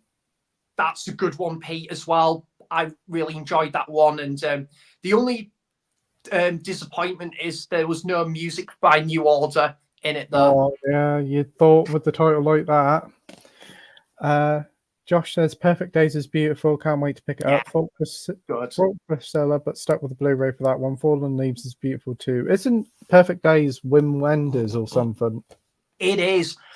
I really enjoyed it, Pete. I must admit I was slightly disappointed only because I did hype it up a little bit for myself. After seeing all these 4.5 and 5-star reviews on Letterboxd, I kind of overhyped it a little bit for myself there, but it's one of those films I still thought was very good on like first viewing, but I've got a feeling it's going to be a grower. I feel it's going to be one of those films, you know what, I will love it on second viewing. So I'm so pleased I made that decision of pre-ordering it on Blu-ray. I thought it, you know, like check it out. I've heard that it plays the Perfect Day song by Lou Reed, doesn't it? It does, and probably for me, Pete, the soundtrack was one of the ultimate highlights of that film as well. And the main guy in it was really good as well. Awesome stuff. And Howdy says we're getting another live action TV series of Spider-Man with Nicolas Cage for Amazon Prime, as well as a June TV series. And also Lord of the Rings series too. Yeah, I'm not too fussed, to be honest. Nah, sorry, Pete. I'm not being fussed about like the other two. Was it Lord of the Rings, but the other two? What did he mention? The Spider-Man and Spider-Man Noir with Nicolas Cage. Not for me, sorry, mate. Too many stuff being turned into a TV series today, I think. No, she says, stop it, you'll have me crying, you fuckers. Gary says, I watched all the Nasty stream with Nigel and John multiple times. Very entertaining. I completely agree. Some of the best ever, mate. I completely agree. We've got Minhaj saying, good night, guys. Thank you for the streams. Thank you. Take care, bud. Take it easy and see you on the next one. Thank you so much, Pete and Sam. Take care, bud. Thank you so much. Minhaj says, it's been such a pleasure. Sai says, nighty night, guys. Night night. Take care, bud. See you in a couple of weeks. Blue Roy Movie says, cheers for the kind words. I'll pay you later, Sam. Thanks, Roy. Cheers, bud. Well worth the wait, Pete, and now you're back. And I love you, Pete. All right, on that bombshell. Does he say he loves me as well? I'm sure he'll love you. I'm sure he does. Well, we all love you, Minhaju. So he's that'll too kind, too kind. So that'll do it for tonight. We've done 3 hours. It has gone completely by like that, and it's been an absolute blast. So thank you ever so much to everybody watching at home.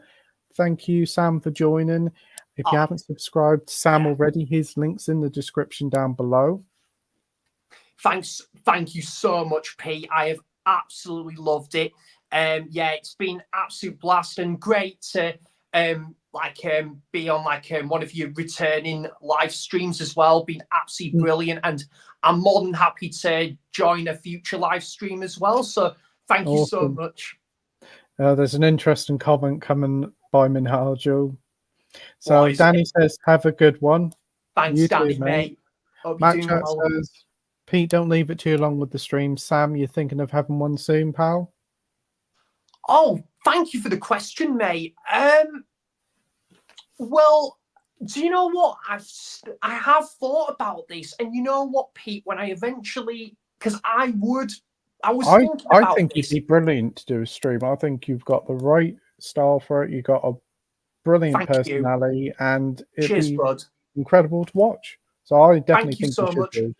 Well, I'm obviously need to get clued up on obviously getting doing my own live streams and that, mate. But I obviously, because I'm just a newcomer, so obviously if you need any help, you know where I am. I'll help you out. Thank you, Pete. With the whole setup and that. Yeah, cheers, buddy. I'd say I've been on YouTube, obviously having my own YouTube channel for nearly 4 months. It's been an absolute blast. And but yeah, Mac Chats, thank you for the question, bud.